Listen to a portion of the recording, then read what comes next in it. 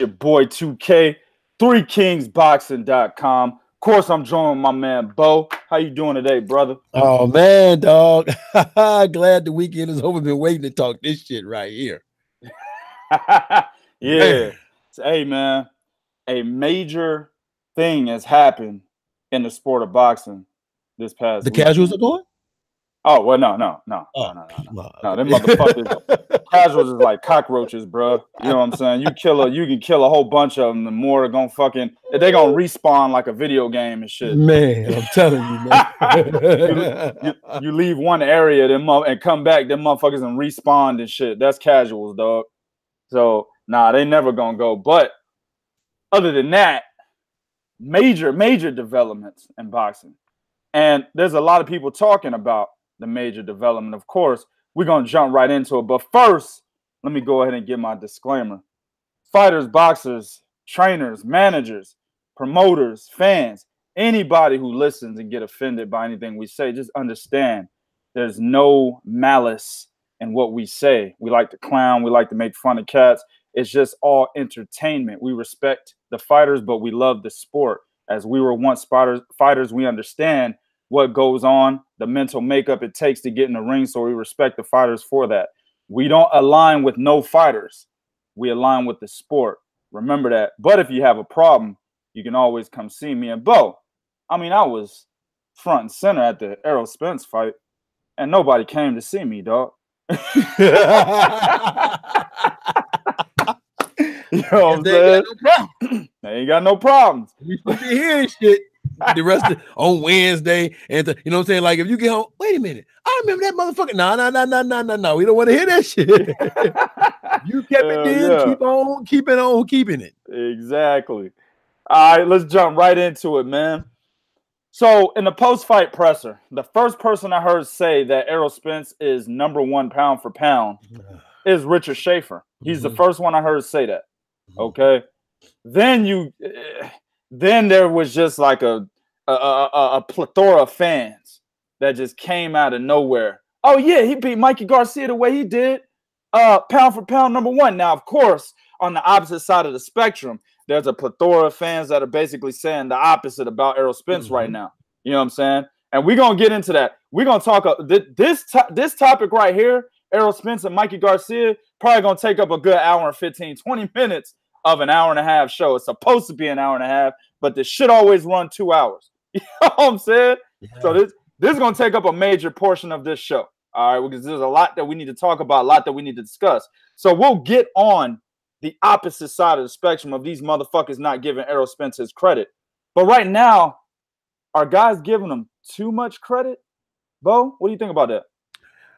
Okay, so let's look at this. Now, people are saying that Errol Spence is pound for pound #1, right? And they're saying it because he beat Mikey, because a lot of people feel that Mikey is perhaps a top 4, top 5 pound for pound fighter. Now, let me put this in perspective for me. My top 5 pound for pound guys are guys that actually did what the meaning of the pound for pound phrase mean, is that these motherfuckers have won championships in multiple fucking weight divisions. Right. Good point. Okay. And they've beat other champions. The reason why Gennady Golovkin never made it, he beat one world champion, David Lemieux.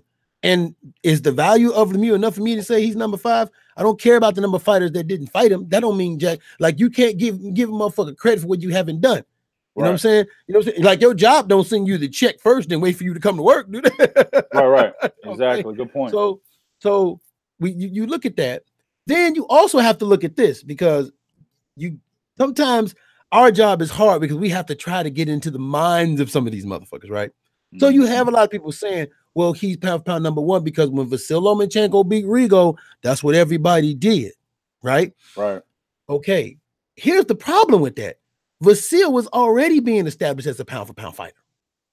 Right. Okay, I think he was already in his 3rd weight division by the time he fought Rigo. What? No, my bad. He was in his 2nd weight division. So he was already in his 2nd weight division by the time he had fought Rigo, right? Yeah, 126. Yep. Right. So 126, then 130. So he was already there. Yep. So to answer that question, the answer for me, if I look at it, overall body of work, the number of champions you beating, the quality of the champions you beating. Overall, no, Errol Spence is not number one pound for pound. Now you can make the case that he's probably him and Terrence Crawford is one A and 1B as far as the best fighters in the welterweight division. That's an argument we can make. Okay, yeah, I was gonna say on the pound for pound list, I don't even No. But yeah. You know Welterweight, yeah, in the welterweight division, but on the pound for pound list, no, you can't just throw him on the number one pound for pound slot when. And not to take nothing away, I still give him credit for beating Mikey, but let's face facts. Mikey Garcia was a dude coming up. Right. Okay. And like if it had been Danny Garcia he beat, I give him, then I say, okay, you can make an argument for him being maybe close to the 5, maybe around maybe even 6 or 7, because Danny Garcia was holding the belt at 147. So I give you credit. Go ahead. Let me say this before you remember, keep your thought. I don't mean to cut you off, but I want to say this, and I should have said this earlier.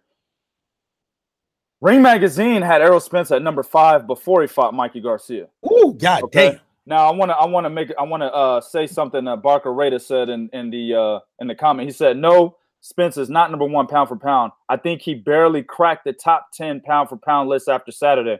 That's incorrect. He was number 5 before Saturday. It was Mikey Garcia that barely cracked the top 10 pound for pound. He was number 9 before Saturday. So I just want to get that out there. And then, and then we can go accordingly from based on Ring Magazine's list. You got the Ring Magazine, you got the BWAA, and then you've got other lists. Those two that I just mentioned, the only two that I really follow. You know what I'm saying? And even though I don't like Oscar De La Hoya, the Ring Magazine pound for pound list is the top one to follow. They even award the lineal champion with their belt. You know what I'm saying? Mm-hmm. So that is the one that we should be following. And given that one, Errol Spence was number 5, Mikey Garcia was number 9. Go ahead, Bo. Okay, see now that's interesting to say because that explains the so-called tweet from Oscar. Yeah, right. Oh, I done butted you up. Now, what's up, man? What's up, baby? Exactly. So yeah, man. At the end of the day, for me, Errol Spence overall body of work, like the world champion he beat was Kell Brook, but Kell Brook was damaged goods. Not to take nothing away, but I'm just saying if we gonna keep it real, we got to keep it real. You know what I'm saying? Like around here, dog, we don't care if we like you, we don't care who you are. Okay, we got to keep it real. So yeah, you beat Kell Brooks, but he was a damaged Kell Brooks though. So you didn't beat a full-fledged Kell Brooks, and yeah, you did beat a Mikey Garcia, but it was still a Mikey Garcia coming from 135. Now Mikey would have came from 140 to 147. We can even talk some more, but he came from 135 to 147. So he went to 140, went back down, and came back up. Okay, so no, man, he's not number 1 pound for pound, and I agree. Like honestly speaking, I probably have Earl around. After that performance I saw last night, I probably would put Earl around 7 or 8. Yeah, I probably would put him around 7 or 8. But 5, I mean, number 1. So basically, what you're telling me is what Errol Spence did against Mikey Garcia trumps an undisputed former champion at 140. Trump's an undisputed and Trump's a unified champion and who actually became unified in his 3rd weight class. Yeah. Yeah. Okay. So a unified champion at 135, undisputed 140, and a champion at 147. Errol Spence Jr. trumps that. And on top of that, Alexander Usyk too, another undisputed. Yeah, Alexander Usyk, another undisputed. I mean, I'm just saying, for me, pound for pound is skill. Okay. Right. I finally saw that from Earl. I've been seeing that from Terrence Crawford, dog. You know what I'm saying? Same thing with Canelo. I've been seeing it from Canelo. I've been seeing it from Lomachenko. Okay, I've been seeing it from Andre Ward, and like you said, Usyk. I've been seeing it from them dudes. All right, we just now finally saw that skill set we have been talking about from Errol Spence that brings up the conversation of him being an A-level fighter. Let's say this. Now, I don't want to say skill set. Let's say we just saw a dynamic version of Errol Spence that tells us he can fight more than just one style. Right? He can fight more than one style, but it's enough for me to say, okay, now we can have the conversation of him being an A-level, not elite, A-level. Okay, we can have the conversation of him being A-level. Bud Crawford, elite. Vasyl Lomachenko, elite. Usyk, elite. You know what I'm saying? Canelo Alvarez, elite. Right? When I look at Errol Spence, no, I'm sorry, dog. I'm not saying either. Kosei Tanaka, Naui Noe. We getting to them. Oh, we getting to him. Okay, yeah, but I'm saying elite. These are elite dudes. Yeah. I haven't seen that from Earl. Like, I have no question about these guys. we had these questions about Earl. So no, man, he's not a #1 pound for pound from what I know and what I watch. No, man, not for me. Yeah, I agree 100%. Actually, I didn't agree with his ranking before he fought Mikey Garcia. Yeah, I was like, didn't know about that. Why the fuck is he so high? And they had Mikey so low. Mikey's a fucking 4-division champion. Why is he number 9 and Errol Spence is number 5? That's terrible. I'm with you. I'm with everybody in the chat. I think my man Eric said, Errol Spence should be pound for pound #1. I disagree with that, but I don't listen. Lamont Peterson ain't gonna get you number 15. You know what I'm saying? Right. And then it's Kell Brook, where he got his first belt from. That doesn't give you a top 10 ranking either. Kell Brook was not, in my eyes, he was not the best welterweight when Errol Spence defeated him. You know what I'm saying? Okay, so Barker Rada says Spence was 9 or 10 before, Mikey was 7 before the fight. All right, go give me some evidence of that, because I seen him at number 5 and Mikey at number 9 before the fight. So go give me some evidence of that, and then we'll run with that. Go ahead and post it on Facebook. Send me an email, 3kingsboxing@gmail.com. Send me that, and then we'll run with it. Do it now. Yeah. Shit, we got plenty of time. Do it now. We'll come back. Yeah, do it right now, and we'll come back to it. But but what I seen, he was at number 5 before the fight, and Mikey was at number 9 before the fight. But anyway, either way, though, I don't think Errol Spence should have been on the list. He didn't do enough, in my opinion. Exactly. Mikey Garcia did do enough to basically. All right, man, I see he's at number 5 now. Go give me some evidence of him being at number 9 before the fight, because I saw before the fight he was at number 5. That's what I'm telling you right now. So if you have evidence that he was at number 9 before the fight, screenshot that, send it to me. 3kingsboxing@gmail.com, and we'll go back to it, and I'll give you credit for it. But anyway, though, man, but yeah, he didn't do enough to even be on the list. Mikey did, a 4-division champion. You know what I'm saying? The Sergey Limpinets win, in my opinion, should have put him on the list. Then he goes back down and takes the damn IBF belt from what's his name? Robert Easter Jr. That just, that if he was at number 10 or teetering, on honorable mention in number 10, that should have put him at number 10. You know what I'm saying? So I felt Mikey Garcia did do enough. Now, defeating Mikey Garcia, let's get into that. Bo mentioned, listen, man, he's coming up 2 weight divisions. I don't look at that. The reason why I don't look at that is because I gave Vasil Lomachenko credit for defeating Guillermo Rigondeaux. Yeah. Okay? And this was the same scenario. Shit, Errol Spence and Vasil Lomachenko minding their fucking business. You know what I'm saying? They both in their respective weight divisions, minding their fucking business, chilling, hanging out, smacking bitches, fucking hoes. That's what they was doing. Yeah. And then in the middle of one of their pumps, they get word that Guillermo Rigondeaux and Mikey Garcia, respectively, have called them out. So, butt ass naked, they get out of the bed. they get on Twitter, and they like, what the fuck is this shit I'm hearing about them calling me out? Right? Of course, both of those guys are competitors. They're like, shit, well, give me the fight then. I'll fuck them up, right?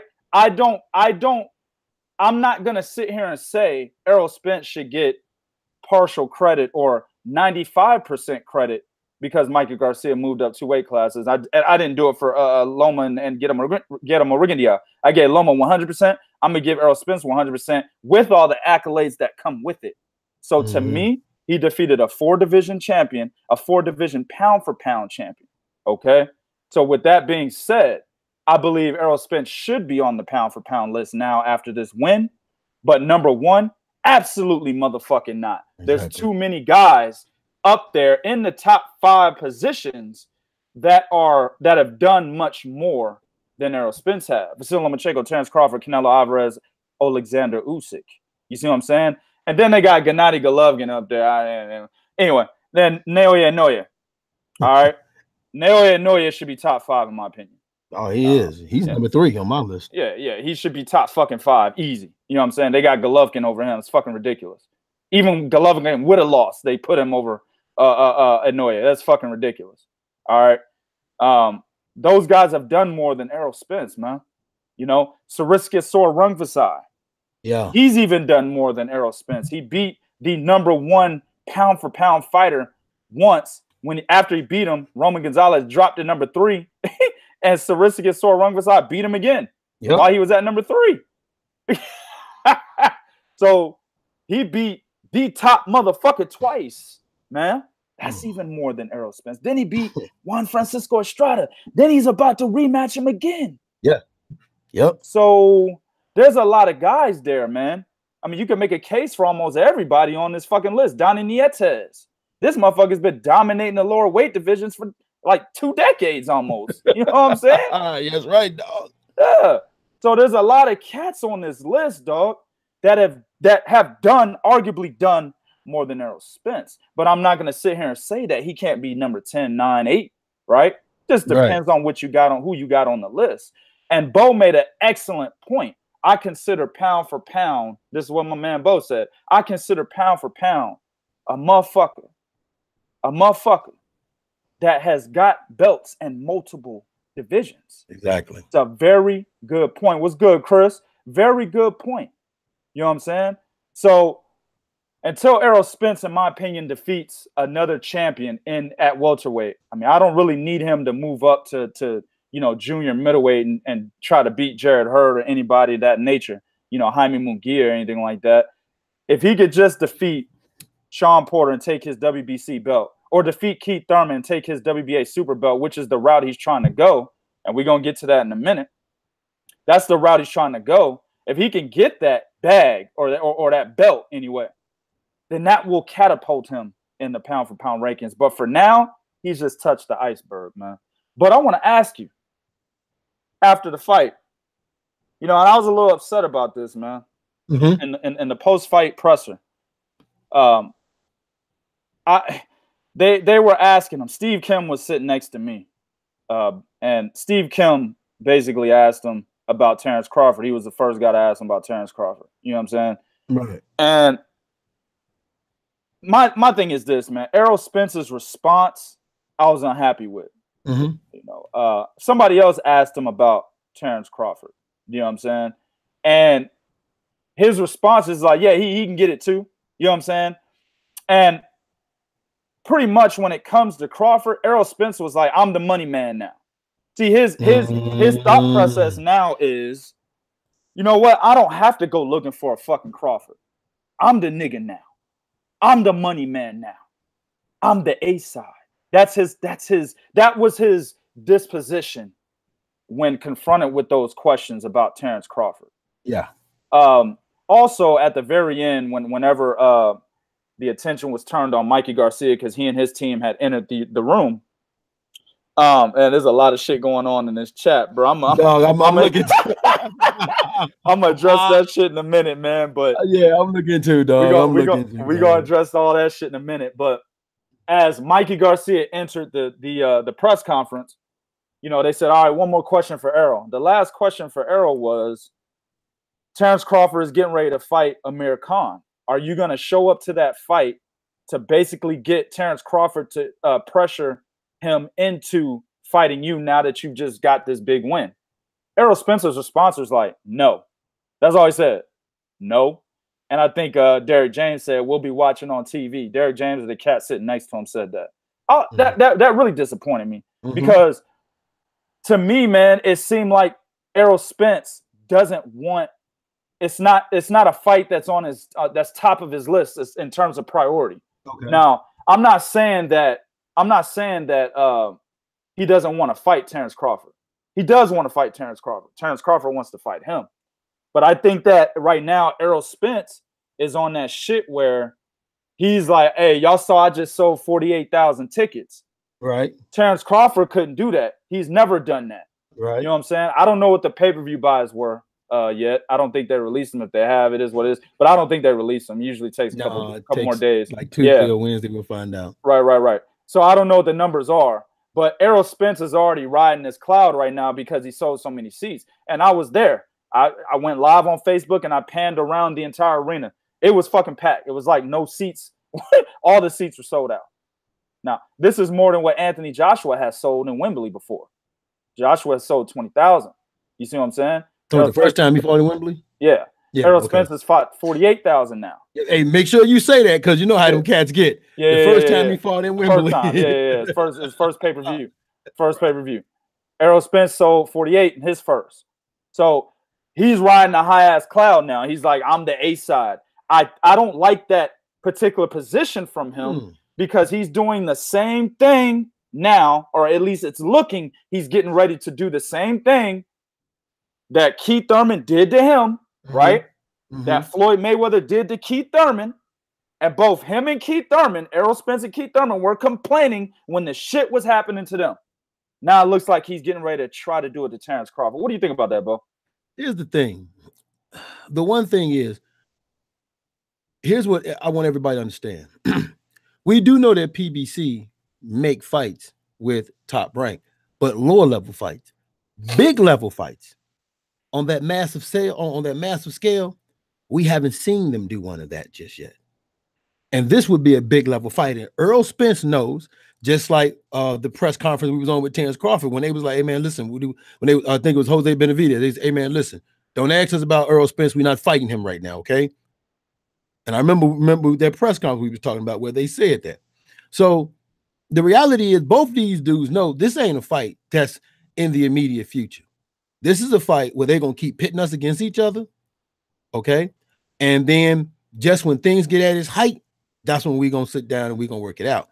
Because as it stands right now, Earl, unlike Crawford, knows, like, you know what's funny is Earl, unlike Crawford, knows that I'm in the position where I can fight both Danny Garcia and Keith motherfucking Thurman, have 3 belts. So yeah, he's acting like the A side because technically he got more dudes that he can fight on his side.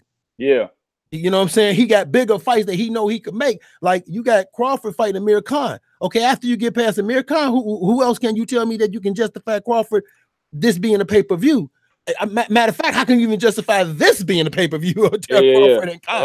Motherfuckers is up in arms on that shit. Yeah, how can you justify that being a pay-per-view? But you can justify, okay, another pay-per-view for Errol Spence and Porter, another pay-per-view for Errol Spence and Thurman.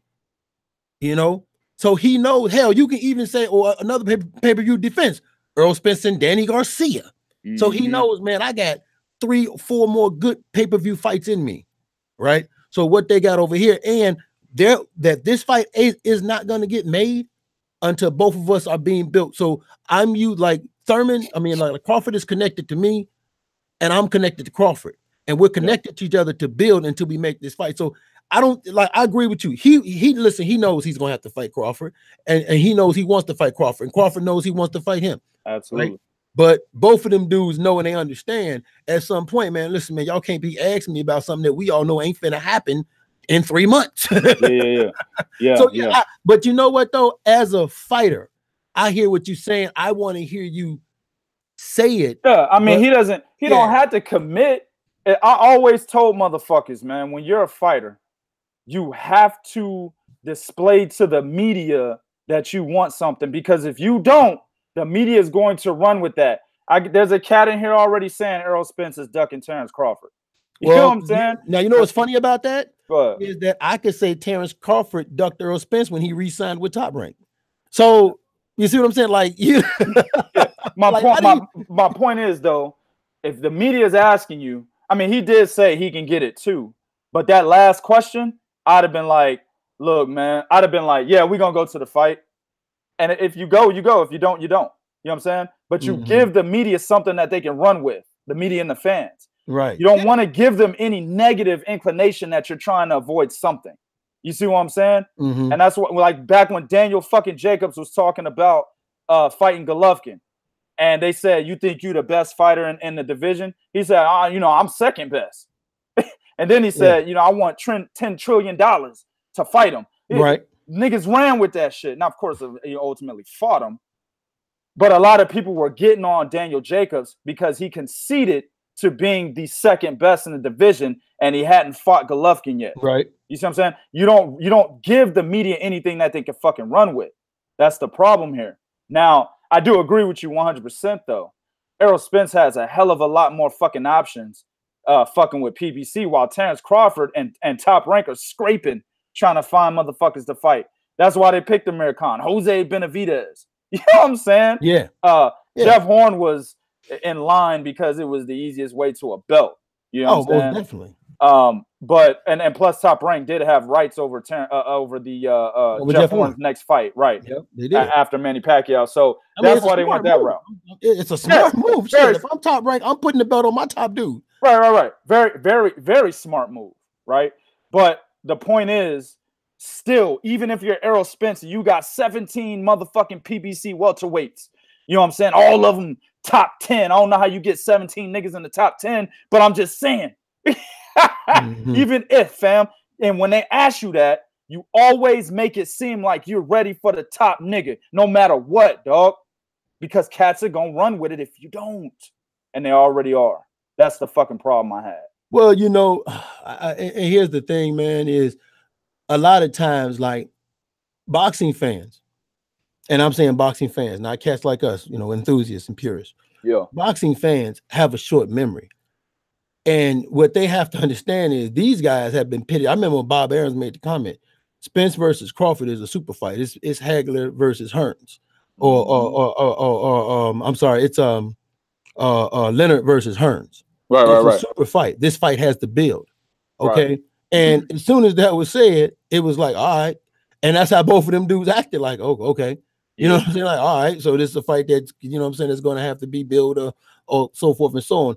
And at some point, even the fighters sometimes, you know, they realize, listen, man, I know this fight ain't finna happen no time soon. So I'm kind of tired of being asked about it. Because remember now, not just at the press conference are they asked, cats are probably hitting them up tons of time on social media with this shit.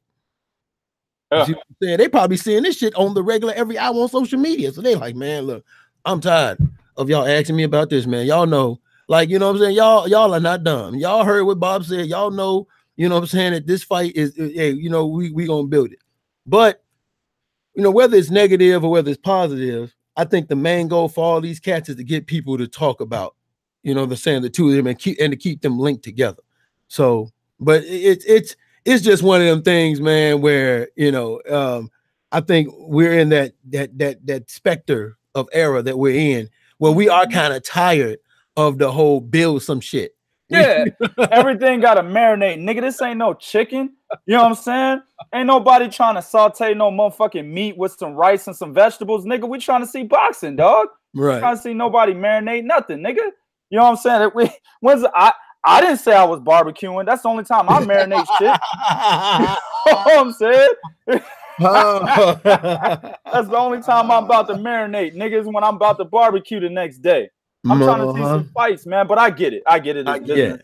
You know, we joking, man. It's business. I get it. But at this point in time, realistically, how much does a fight need to marinate between Terrence Crawford and Mikey Garcia? How much does a fight need to marinate, bro? Do you think that fight needs to continue to sit in the sauce? Or should we pull that motherfucker out and throw it on the grill? I think early 2020. Okay.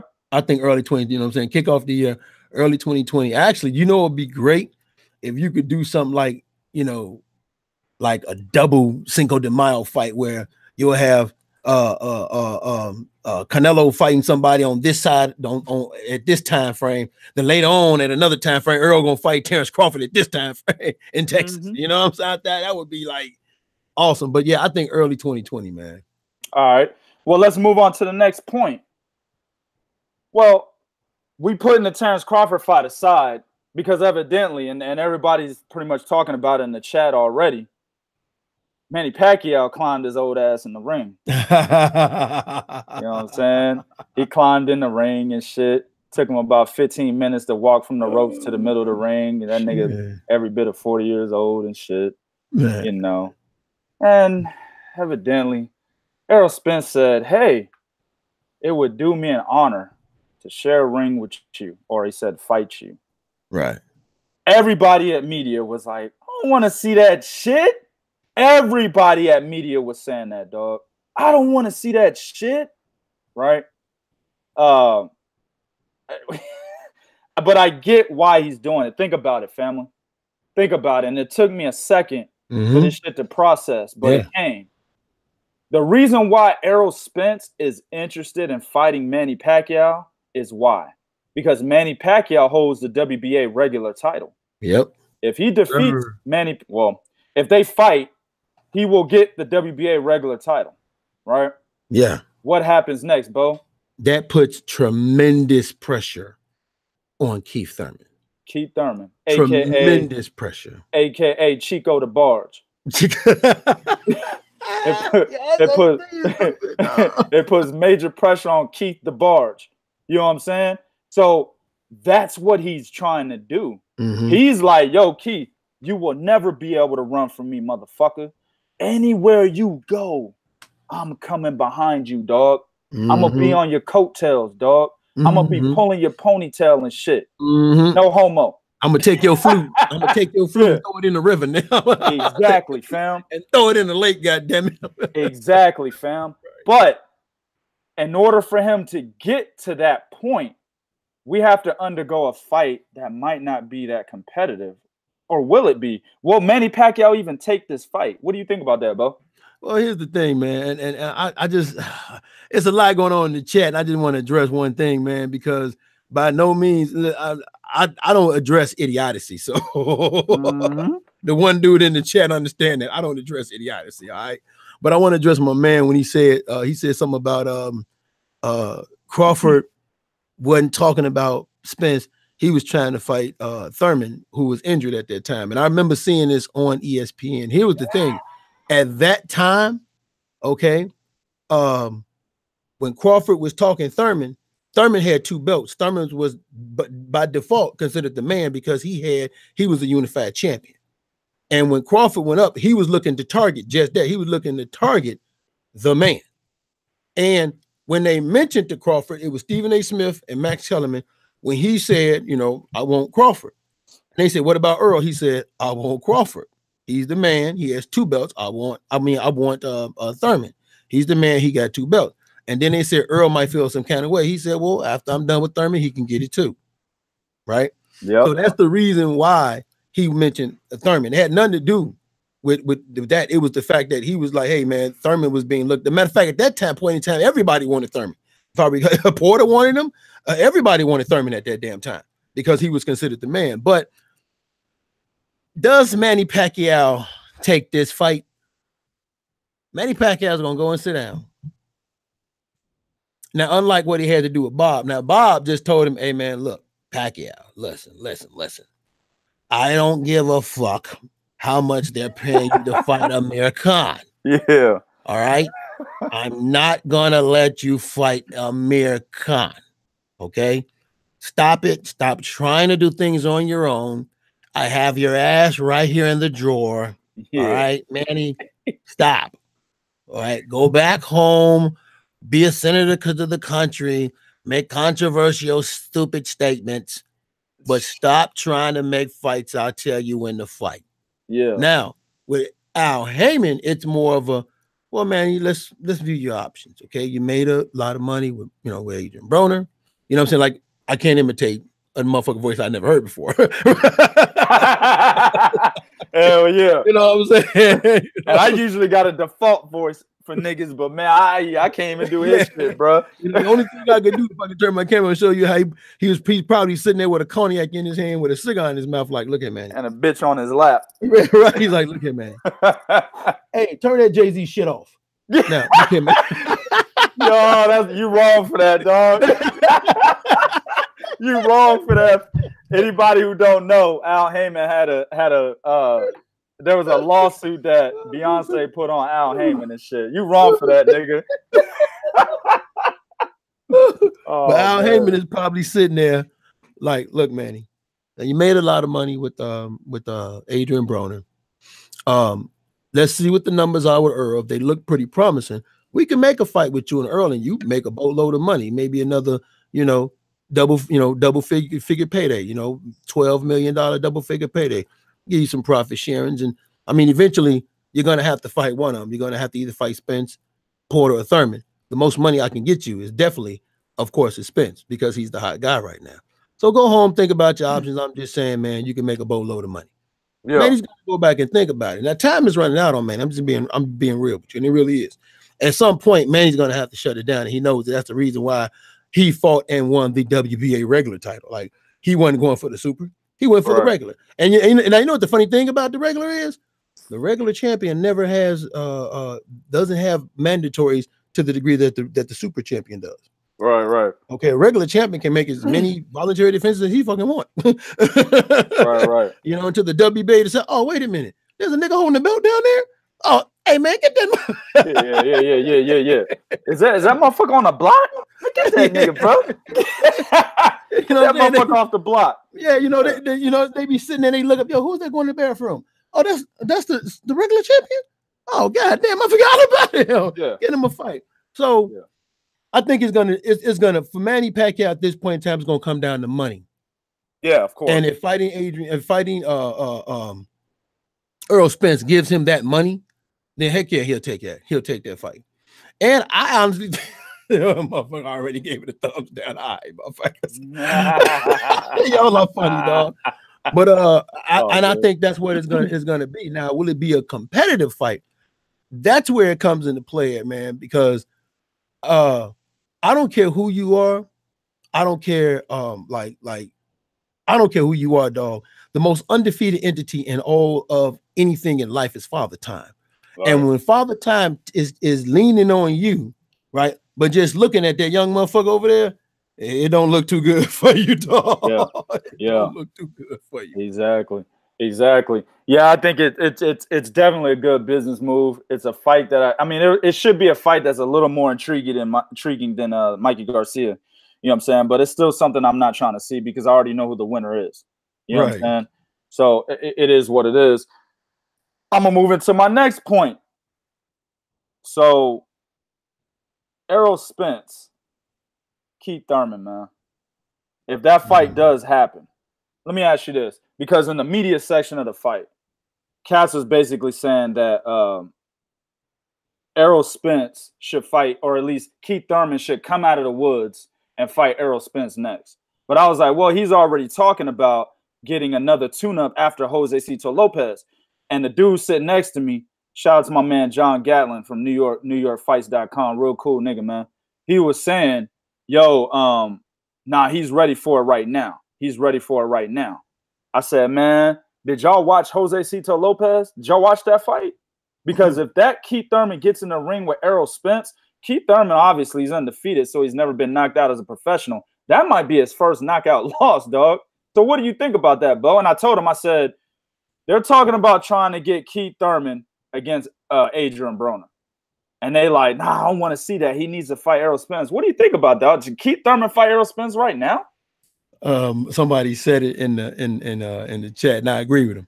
You know, it's a get back here, baby. That's what it's a get back here, baby. Okay. Yeah. No, not fight Errol Spence right now. After that performance that I saw against Josecito Lopez, if that Keith Thurman was to try to get in the ring with Errol Spence, he would get hurt. Right. That Keith Thurman, especially when he went to that body, and I mean that body shot, dog, from Josecito Lopez, who's not known for being a vicious body puncher. That body from Josecito Lopez had Keith thinking, "Ooh, shit, is it 2015?" Keith was like, "Whoa!" It took him back to Luis Collazo, dog. He was moving like he had his dance shoes on and shit. He couldn't even block shit to the head, fam. He was, dog. It was bad, bro. When Josecito Lopez hit him in the body, man, that motherfucker did 1970 Boogie Night. Okay, he was, hell yeah, nigga was electric sliding up against them ropes. He was trying to get away from that shit. So now imagine that being Earl, and Earl, who is the better aggressive fighter, the harder puncher to the body, and Earl, regardless of how you feel about Errol Spence, that motherfucker is an assassin. When he see dead meat in front of him, God damn it, he's going to kill it. Yeah. And if that happened to Keith, he takes him out, and Keith knows that. So no, Keith Thurman fighting Errol Spence right now. Come on, man, y'all setting that man up for failure. And I'll be honest with you, after that performance by Josecito Lopez, I think if you're gonna do Keith versus Earl, it has to be Keith coming off of an awesome, like if he'd have just demolished Josecito Lopez and then Earl just demolished Mikey Garcia, then you can talk it. Yeah. But for you to struggle against a C- fighter like Josecito Lopez, wait, Josecito Lopez, like. No, man, you don't come off a Josecito Lopez fight looking to fight Earl after this performance. Now, if Earl would have struggled against Mikey, Then we have a conversation. Both these guys in their last fight struggled a little bit, but won. No, dog. After what I saw, oh, hell to the no. I agree 100%. That's what I told them niggas. They agreed eventually, but, you know, I had to give them a little push. Like, hold on, bro. Last point about Errol Spence, man. Let's go to the opposite side of the spectrum. You got a lot of cats, and some of them in the chat, fam, saying that, number one, Errol Spence is ducking Terrence Crawford. I seen that a lot in the chat. The second most that I seen negative about Errol Spence in the chat alone is Errol Spence, shouldn't he be considered pound for pound because he beat a little guy? And I told motherfuckers after this fight, I scored the fight 120 to 108 Errol Spence. I didn't give Mikey Garcia a fucking round. You know what I'm saying? But I told cats, I said, be ready. I told cats in the media section, be ready to see motherfuckers online, all over Facebook, all over social media, basically saying Errol Spence should not get his credit because Mikey Garcia was too small. What do you think about that, dog? Again, man, you know, look, the thing about being a fighter, the thing about being a competitor, and the thing about being an alpha fucking male, okay? And only my alpha males will understand what I'm saying here. Mm-hmm. If you lace them shoes up, if you wrap your fucking hands, if you step in between them ropes, your ass belongs to the motherfucker on the other goddamn end of it. Mm-hmm. Okay? And that's just life, period, in general. Okay? I'm serious. That's life, period, in general. If you go to work, whether you sick or whether you feel good, they expect you to fucking perform. Right? You could not feel good, not had no motherfucking sleep, been up all goddamn night, diarrhea, you know what I'm saying? Whatever the case is, vomiting and shit. But if you go to their job, they expect you to fucking perform. So to say that he shouldn't get credit because another dude was fucking with him. Earl had just jumped in the ring against Sean Porter after Porter had beat Danny Garcia. Earl jumped in the ring on Sean Porter. You know what I'm saying? Matter of fact, Earl even said the same thing with Loma. Earl was like, man, that dude is too small, man. Why y'all want me to fight this dude? He's too small. He said the same thing Loma said, exactly. Yeah, he said that dude is too small. Why y'all want me? I don't know why Mikey want this fight, man. He's too small, right? Yeah. But when a mother, again, now, some of y'all might know, some of y'all might not know. In the streets, there's a rule of law. If a motherfucker call you out, regardless of whether he's small, little, whatever the fuck it is, what you got to do? You got to whoop his ass, because if you don't, that is a goddamn problem. That's going to be that's a goddamn problem that you don't know is going to happen next week. Because see, the next motherfucker who know he'll get his ass whooped might fuck around and get brave with you and talk that shit to you. See, exactly.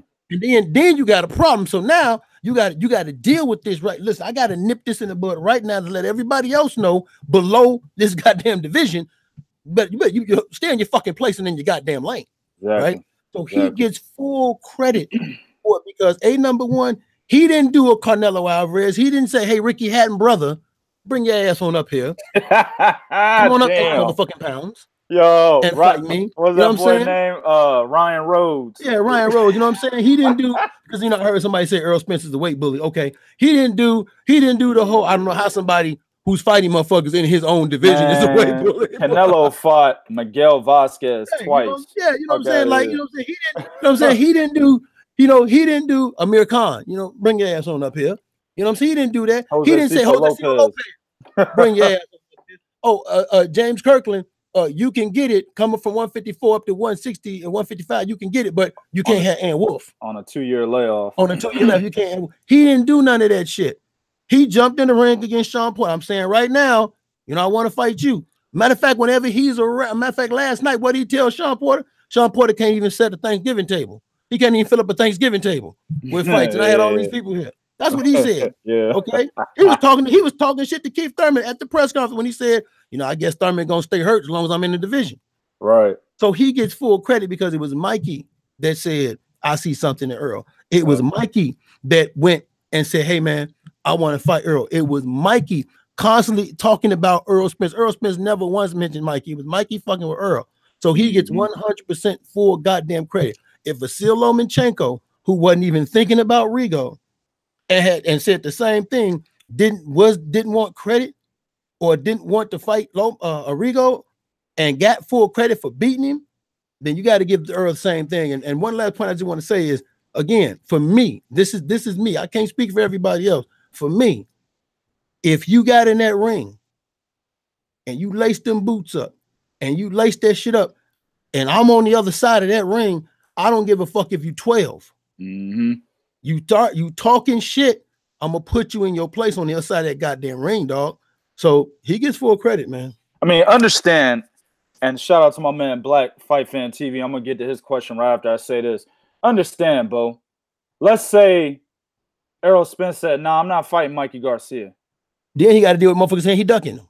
Well, yeah, it would have been ridiculous. And you want to know why it would have been ridiculous? Because Mikey Garcia said, "Hey, bro, I'll fight you at 147 in your weight class in your hometown in front of all your bitches." Right. And Errol Spence still said, "No, I'm not fighting Mikey." Do you understand the fucking blowback he would have gotten if he would have turned that fight down? Now, all these niggas in here that are saying, "Yeah, you know, Errol Spence, nigga, whack, fam, you don't shit, nigga, far lightweight, nigga, shook."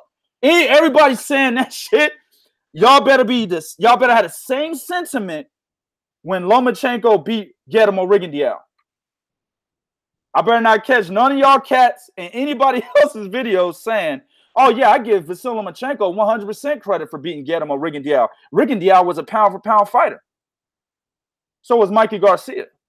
Okay, so Guillermo Rigondeaux came up 2 weight classes. So did Mikey Garcia. What's the difference here? It all the way down from the beginning of how the fight happened with the smaller guy calling the fighter out, all the way to the end with the smaller fighter getting dominated. This should happen almost exact. The only difference is Mikey Garcia didn't quit. That's the only difference. You know what I'm saying? Right. So, I mean, if you're giving Lomachenko credit for beating Guillermo Rigondeaux and then coming back and not giving Errol Spence credit, you're a fucking hypocrite. Straight up. And you have bias in your blood. Hold on, man. I don't mean to interrupt you. Yo, T-Mac. No, dog, we don't play that shit here, man. Like, for real. We don't play that shit here, dog. We don't play that here, man. I don't like that comment. That comment got to go, bro. And I'm telling you, I'm the motherfucker that's doing it. We don't play that shit here, man. Yeah, go ahead and take that comment down, man. We don't do that racist shit up in here, man. Real talk. But like I said, man, you know, you got to give him his credit. If you give him Vasil Lomachenko his credit, you got to give it to fucking Errol Spence. Straight up and down 100%. You know what I'm saying? But the blowback would have been extra ridiculous if he would have turned down a Mikey Garcia fight, given all the advantages Mikey was willing to give him and ended up giving him. It's a no-brainer at that point. Fuck it. I'll just knock him the fuck out. You know what I'm saying? So it is what it is. All right, man, let's move on to the next one. And I'm going to just go ahead and shout it, Bo. What should Mikey Garcia do next now? You know, he called out the big dog at 147. You know, his motto was, I'm trying to be great. I'm doing this to be great. People ask him, "Dog, why are you doing this? You don't have to do this." Actually, you know what? Hold on. Let me go back real quick. I totally forgot something. My man Black Fight Fan TV said, "What win gives Keith the confidence to fight Errol Spence Jr.?" There's no win. Not right now. Keith had to go back in his resume. You know what I'm saying? They got common opponents. Fucking Leonard Bundu. Even though Errol Spence knocked him out, Keith Thurman outboxed him for 12 rounds. You know what I'm saying? But he'd have to go back in his resume. "Oh, I beat this cat, beat this cat, beat this cat." You know what I'm saying? But anything that he's done at this point in time recently he just came off what, a 2-year layoff? A year layoff? Who is that? Keith Thurman. Hurt hand. Yeah, 2-year layoff. You know, almost getting knocked out by Josecito Lopez. He doesn't have a win. But the win doesn't matter. It's the fact that he's the WBA super champion. And when you're the champion, you're expected to fight the best at all times. That's what gives Keith Thurman credibility. As long as he got one of them 4 major sanctioning bodies around his waist, he is expected to fight the best. So that's what gives him his credibility. But I don't think he should fight Errol Spence. That's just my 2 cents. All right, let's get back to Mikey. Now, motherfuckers is like, "Dog, you shouldn't take this fight, man. What are you doing?" He said, "I'm striving for greatness. I'm trying to be great. 5-division champion," right? Everybody's like, just go for Loma, just go for Loma. Nah, man, Loma's not gonna give me the 5-division champion. Loma's not gonna give me the type of fight that's gonna make me a great fighter. You see what I'm saying? That's why he did this. Now that he got completely pulverized, you know what I'm saying? Completely pulverized, right? 12 rounds of 0, B. Sweet. This was a blowout in basketball, nigga. You know what I'm saying? It was, dog. What should he do now? My opinion. No, he shouldn't look at no fucking Regis. That's no. He shouldn't look at Regis, Eric. Absolutely. You're trying to get him killed, dog. Listen, man. Mikey Garcia should take 6 to 7 months off, maybe even 8 months off. Go back down to 135 if he can make that weight, and fight his mandatory Luke Campbell. And I'm not playing. Yeah, I agree with that. Actually. Yeah, that's my opinion. I think he should take 6 to 8 months off. If his body will allow him to go back down to 135, he should do so and beat up Luke Campbell in a mandatory fight. He will still have the WBC title. He'll still be well within the window in which he has to defend his title at lightweight, right? He could easily do this. Beat up on fucking Luke Campbell, gain you some confidence back, then try to go for a Vasyl Lomachenko fight, depending on how good you looked at 135 against Luke Campbell. Because if he, listen, what do I always say, Bo? Boxing is what? What have you done lately? Exactly. What have you done lately? He got his ass whooped by Errol Spence, but people will forgive him if he goes back down to 135 and beats the dust off of Luke Campbell. Looks excellent in that fight. They'll forgive him. Oh, well, he moved up to 147, you know what I'm saying? And he lost to one of the best fighters in the sport. He actually fought a boogeyman. Motherfuckers was ducking him all over the place. Sean Porter, Keith Thurman, Danny Garcia, right? Motherfuckers was ducking him all over the place. Mikey Garcia said, fuck it, I'll move up 2 weight classes. None of y'all bitch ass niggas at welterweight will fight him. I'll fight him. You know what I'm saying? People will remember that, even though he lost really bad. You see what I'm saying? So he should go back down to 135. If he looks good against Luke Campbell, they're going to be like, yeah, he's ready for Vasyl Lomachenko. Instantly, his stock builds even more than where it's at now. What do you think about that, man? I don't, here's the thing about egos. The higher the person believes in themselves, the higher the ego of the person, the harder that fucking fall is when it happens to them. Okay? Mikey Garcia, ego is what made him. Ego, greed, call it whatever you want. But those are the things that made him decide to go and fight Errol Spence at 147. Right. It could have been greatness. Money had something to do with it, but his ego, because what he kept saying, he even told Earl at the table, he said, man, dog, let me tell you, I am unlike anybody you've ever fought. You're going to learn something when you fight me. Like Mikey was talking to Earl, like, like you're the little brother and I'm the big brother. That's how he was talking to him. Okay. Because he was so extremely confident in his ability to beat him. He said, listen, man, I will fight you, dog, in your backyard. Bring your bitches, your hoes, you know what I'm saying? Your baby mamas, you know what I'm saying? Line them up. I don't care. I'm just going to show up with me and my belts and different cars and my crew. That's all I'm showing up with. That's it. Right. I don't need nothing else, dude. Right. I need nothing else. I got me. Okay. You need all of this. I don't need all this. I got me. And he didn't just put on a good showing. Like, it wasn't a situation like with Tyson Fury and Deontay Wilder, where, he shows up, but he puts on a good showing. Right. And get the draw that, in my opinion, he should have had a victory on. That didn't happen. You got your ass thoroughly smacked. Like it was hard for, it was hard for Mikey to even raise his hand and stand up on, they go to the corner and stand up on the corner. It was hard for Mikey to do that. He knew. I got my ass whooped out there. I mean, when Robert Garcia was talking about contemplating stopping the fight, motherfucker, you know that that's it. Right? So it depends on how hard he takes this loss, how much this loss has affected him mentally, because there are lots of fighters. Michael Grant, the cat, I forget the cat name, but the New Zealand cat that fought David Tua, he was talking mad shit to David Tua, and David Tua wound up knocking him the fuck out. Okay? Oh, you're not talking about Meehan. I can't remember that cat's name, dog. Kelly Meehan. I Yeah, can't because they remember thought Tua was done. either. They thought Tua was done, and Tua knocked that motherfucker out. Okay. Shit, here lately, motherfucking Joseph Parker. All right. A lot of fighters, dog. Mike Tyson, a lot of fighters, dog. When they get that first loss and their ego is way up there, that it mentally crushed them. Kovalev with Ward. It mentally does something to them. So I agree with you in this aspect. Mikey needs to take, I say Mikey shouldn't look to try to come back into December. Take some serious time off. See, and start working on getting your body down now. See how your body feels at 140, right? Then see how your body feels at 135. Because you're right, there are some fights that he can make at 140, even 135. There's still some good fights that my man can make down there, but he needs to he don't have to do as much rebuilding as them other dudes I named, because he went up in weight, and a lot of guys don't even want to give the good thing that Mikey got going for him is motherfuckers don't want to even give Errol Spence the credit for the victory any goddamn way. Okay, so he still have some credibility, but I'm with you, man. Go down, man. Fight a Luke Campbell, right? Like you said, get your confidence back up, because Luke Campbell really is not that easy to fight. Luke Campbell gave Jorge Linares all he could ask for.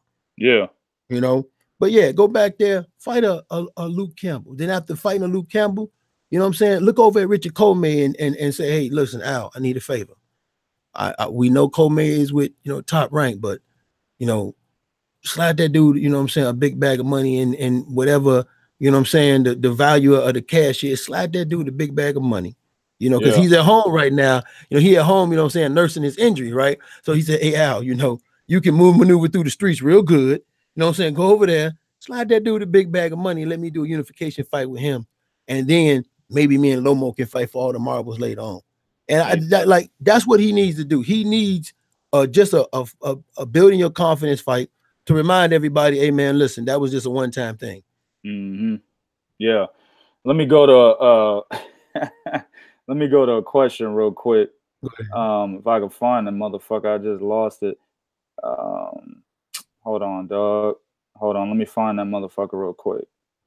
It was so T-Mac said, what the hell did Mikey supposedly see? Let me tell you what he said he saw.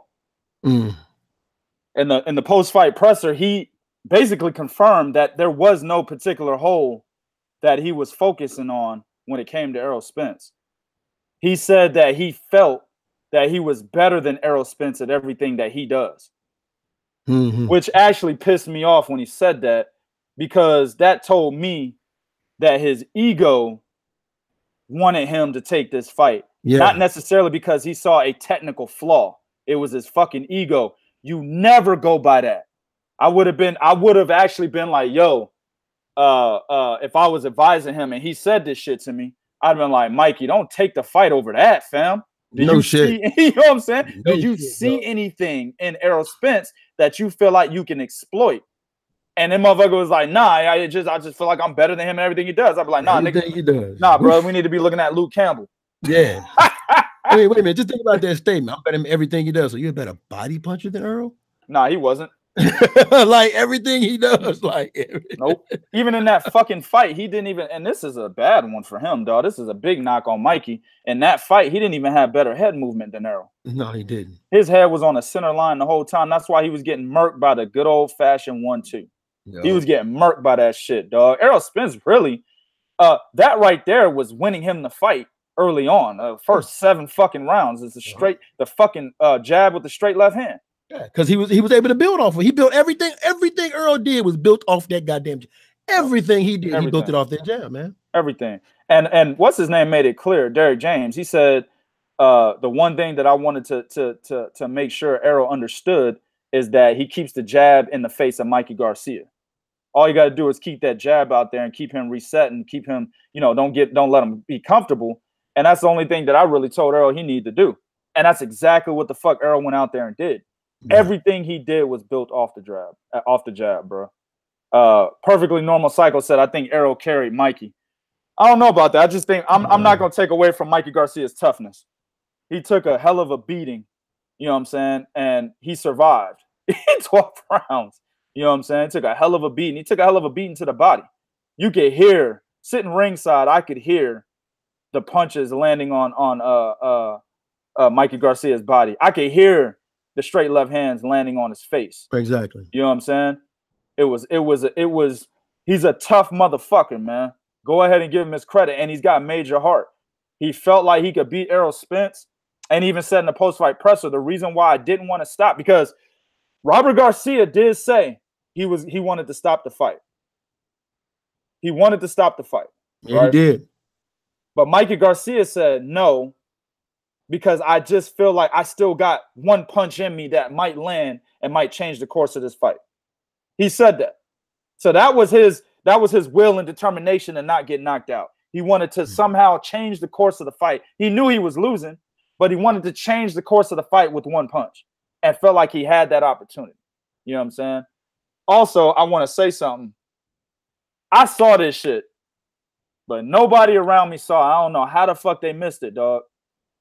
After round 11, Errol Spence went back to the corner and sat down. Exactly, T-Mac. It was fucking bad. It was very bad. Mikey's footwork was horrible. It was oh, man. And you know what? That was the reason why I picked Errol Spence to win this fight, because I told you guys on the last podcast. What did I say? I said he hasn't moved the way I need him to move against an Errol Spence since he fought Dejan's Letition. Yep. And so you're right about that. You're absolutely right. That was the last time he actually moved very, very good. You're right about that. And that's why I picked Broner and Robert Easter. He didn't really use his footwork. No, he didn't. Well, Broner, he was stalking him, and Robert Easter was jabbing the fuck out of him, dog. Yeah. You know what I'm saying? He was jabbing the fuck out of him. But in terms of the 11th round, Errol Spence goes and sits down. You know what I'm saying? Derek James turns around, waves his hand in the corner, at the corner of Robert Garcia and Mikey Garcia, and yells some shit in their direction. Now, of course, I couldn't hear it, but he was like adamant. He was passionate at where the fuck he was yelling at them. And Robert Garcia saw him and then kind of just turned his back. It looked like Derek James was telling Robert Garcia to stop the fight, man. Yeah, he probably was. Huh. But well, you know, Derek and Robert go back, and Derek being a trainer and being a former fighter, he's passionate. He's always been very vocal about fighters, too much happening and fighters getting hurt in the ring. Yeah. That's why, because if people might not remember, he was kind of relieved when that situation took place with Lamont Peterson. Right. And I think was it Barry Hunter? Yeah, when Barry Hunter stopped the fight. Yeah. Yeah, yep. He immediately, when they stopped it, Derek James immediately walked over and gave Barry Hunter dap and hugged him. That was a sign of the respect, saying, yes, that's, I was like, man, that's what you got to do, man. Because he was getting hurt out there. So yeah, man, I believe that. I want to pose a question to you real quick, my man. I met my man Black Fight Fan at the fight, and we had a little brief discussion and shit. He said that he thinks, and I disagree with him, I want to pose it to you. He said that he feels like Mikey Garcia should fight Terrence Crawford next. What do you think about that? Yeah, come on, man. So they trying to get him killed, man. Hey, man. Oh, man. They trying to pass Mikey around like he a blunt, Yeah. Take a hit. Yeah. No, man. Hell to the no. Yeah, Don. I saw him back off, I think, in the 12th round. I remember me and my man's next to me was like, damn, he's getting tired beating the shit out of Mikey Garcia. He like backed off and kind of stepped back and jumped up and down and then basically stopped punching the shit out of him. Just kind of took it slow towards the end of that round. So yeah, I do agree. He did kind of back off a little bit, but it was towards the end of the fight, in my opinion. But you know what I'm saying? Yeah. I told Black Fight Fan, I was like, bro, come on, man. You trying to that he should not fight Terrence Crawford. He should stay. Actually, he should get the fuck out of 147. If he can go to 140, that's cool. Stay away from Regis for now. Build your confidence up, then maybe take on a Regis program. Regis said he'll be at 140 until he unifies the division. So he won't be going anywhere. You know what I'm saying? So, if he can go to 140, maybe, you know, take on some cats that'll help build your confidence up. You know what I'm saying? But he shouldn't fight Regis. He definitely shouldn't fight no goddamn Terrence Crawford. Absolutely not. Absolutely not. All right, man, I'm gonna go into the next one real quick. My man, David Benavidez. He was in the post-fight presser, and everybody was throwing shit at him. Caleb Plant, Callum Smith. You know what I'm saying? Would you go to 175? Or, you know, do you want to fight Canelo? They asked him about Canelo. He said, I don't give a fuck about nothing but my WBC title. Bro, this is bad news for Anthony Dirrell, man. This shit is bad news for Anthony Dirrell, dog. Anthony Dirrell right now, I'm telling you right now, dog, he needs to take that belt wherever the fuck he goes. And listen to that song. People, let me tell you about my best friend. That's how Anthony Dirrell need to treat that belt, dog. When he goes somewhere, he need to take the belt, put it in the passenger seat, put a seatbelt on the motherfucker. He go out to eat, go ahead and pull the chair out for the belt. Sit the belt in the chair, then you sit down, order the belt, a plate, and some water, B. Nigga, before you go to sleep at night, make sure you tuck the belt in next to you, B, before you go to sleep. Because you ain't gonna have it, nigga. He coming off that strap, fam. David Benavidez will beat the dog shit out of Anthony Dirrell, man. No, I don't got no problem with Anthony Dirrell. If you heard the beginning of this podcast, we talk about how we get on fighters, but we respect them all. I'm getting on Anthony Dirrell right now. There's no fucking way Anthony Dirrell beats David Benavidez. Let me tell you something, man. Exactly. Barker rated Benavidez is coming for Dirrell and Plant. Fuck Plant. Yeah. He said in the post-fight presser, he didn't even think about no Caleb Plant. No, he said, I'm not thinking about nothing right now till I get my WBC title back. That's Dirrell. So I'm telling you, listen, man, Dirrell is already kind of, you know, he's kind of hesitant already. You know what I'm saying? After the fight, listen, it's well known. We know it. 3kingsboxing.com. We reported this shit. You know what I'm saying? David Benavidez is the champion in recess. What that means is his belt will be vacant. 2 other people will fight for the vacant title. But David Benavidez will be the immediate mandatory for the winner of the belt. That's what champion in recess means. You actually see this with Christina Hammer and Clarissa Shields. Clarissa Shields got the WBC belt when she beat Femke Hermans in her last fight.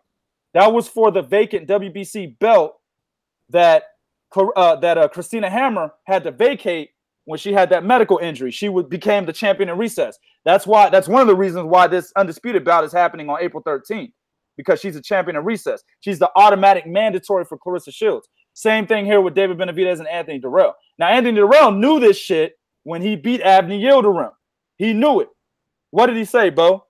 They asked him about David Benavidez. Oh, you know, if the money right. Nigga, it ain't about if the motherfucking money right, nigga. Nigga, I remember that too. He sure did. Yeah, nigga, this is the rules, motherfucker. He sure talking about. He sure did. If the money right, bro, this is the rules. You either gonna give your mandatory that shot, or you gonna come up off that belt, nigga. Somebody gonna take it if it's gonna be Benavidez or the WBC. You know what I'm saying? One way or another, you coming off the belt, dog. Talking about it if the money's right. You know? So that fight should be happening next. And in my opinion, I'm just saying, Anthony Dirrell has a puncher's chance. You can't ever say a boxer doesn't have a puncher's chance. And Anthony Dirrell can hit. He hits hard. He has a puncher's chance. But David Benavidez, in my opinion, is the most skilled super middleweight in the division, man. This should be easy work. What do you think, man? Man, listen, dog. Listen, man. Okay. To show you how serious Benavidez is, when they was trying to interview him, he was like, where Anthony? Where he at? Get him in the ring. Yeah. See, no. I want y'all to understand something, okay? Only when a motherfucker is serious do a nigga ignore a fine bitch standing next to him. Okay. Right. Only when a motherfucker is serious, dog. You know what I'm saying? Is he not trying to look good and holler at the hoes? He was like, she up there trying to talk to him after his performance. Like, so David, where Anthony? Where Anthony? Where you at? Get him in the ring. Yeah, wait, okay, you over there? Hey, yo, dog, I'm coming for that belt. I want my belt back. Oh, there were some bad hoes there. And David Benavidez was looking every bit of a motherfucking character from Scarface after that fight, dog. I'm telling you, dog. You know, what's Scarface's right hand man? Manny. He looked just like fucking Manny, nigga. He looked just like Manny after the fight, dog. Nigga had the collar shirt, the top 3 buttons was unbuttoned, had the gold chain. He looked every bit of Manny. He could have got plenty of bitches. He wasn't even looking for that. He was like, I want my belt. I don't want no pussy. I want my belt. He said, I want my belt. That's what he said. He said, I want my belt. Then after he got done talking to Anthony Dirrell, he walked past the camera to leave the ring. Like, fuck it, I'm here for one thing only, to let that motherfucker know I'm coming for your ass. Exactly. So Anthony Dirrell, dog. This is what Anthony Dirrell need to do. You need to go to the court, right? And you take out a protection order saying that the belt needs to be put under witness protection for the next 3 months. Oh, okay? Man. Then what you do is, okay, you go back to Mission, you drink some of that old fucked up water, get bubble guts. You know, I can't train, so I gotta extend the fight a little bit long. You need to do whatever you can, dog. Yeah. Whatever you can to extend the fight. Now, we all know, listen, dog, this is boxing, anything can happen, but I'm just gonna take y'all through a little something, right? Some of the fights that I saw Dirrell in, okay, and some of the fights that he lost, he should have won. And I'm looking at the quality level of guys that he's fought and has trouble with. David Benavidez does not have that problem. Like David Benavidez's issue with Gavin, he quickly corrected that in that rematch. And he said, listen, I was feeling sick, but you know what? No excuses. Run it back. Right. And yeah, he did say that. And put on a dominating performance in that second fight. Like he let you know, hey man, that first fight was just a fluke, my dog. Like I was really sick, dog. Yeah. I was really sick, and I'm gonna show it to you. Yeah, he fucked Gavril up in that rematch. Yeah, absolutely. So listen, now props. No, listen, props off to Anthony because you know he fought for the belt, he won it. But he's, I mean, you know, put it like this. Well, I'm not gonna put nothing out there, but Three Kings Boxing, we know certain people. And when I say this, certain people know what this is. When you have this, when you hear this sound right here, with a motherfucker walking down the hallway, you hear this. 2K, you know what that is? Oh, man. Yeah. That's that dead man walking. That's that dead man walking. Dead man walking, bro. Dead man walking a mile, walking a mile. That's Anthony Dirrell as a motherfucker walking that green mile. Right now. Yeah. I'm telling you though, fam. Take that belt and tuck it in at night. Tuck that motherfucker, bro. Tuck it like your chain. You walking through the hood. Tuck the belt, fam. Go everywhere with it. Take 100 million Instagram pictures with it. You know what I'm saying? Take with all the holes and you can travel the world with that motherfucker. I'm telling you, bro. Yeah, you right about that. All the hoes. Tour, goddamn, because you ain't gonna see that bitch for a while. All the hoes he can. Same thing like with Tony Harrison. What did he say after the fight, bro? When Tony Harrison beat Jermell Charlo, he said, man, yeah, I'm having a motherfucker shit. I'm about to go to the club, nigga. I might give me some pussy tonight.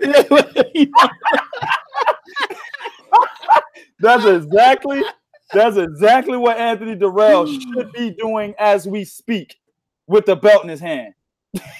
Man. You know what I'm saying? So, but real talk, man, real talk. One thing I remember too, before we go to the next one, Anthony Dirrell was really going at Caleb Plant. You know what I'm saying? And Caleb Plant said something after that fight. He was like, you know, Anthony Dirrell is not even on my radar.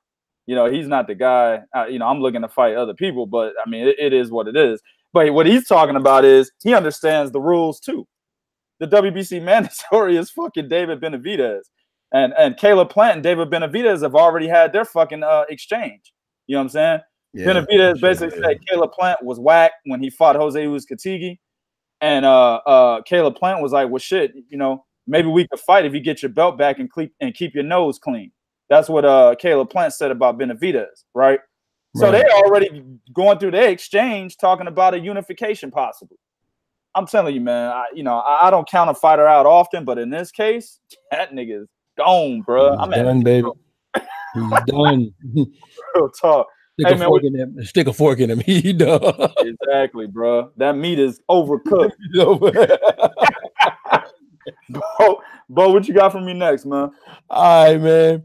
So Kell Brook is looking to come back in the summer.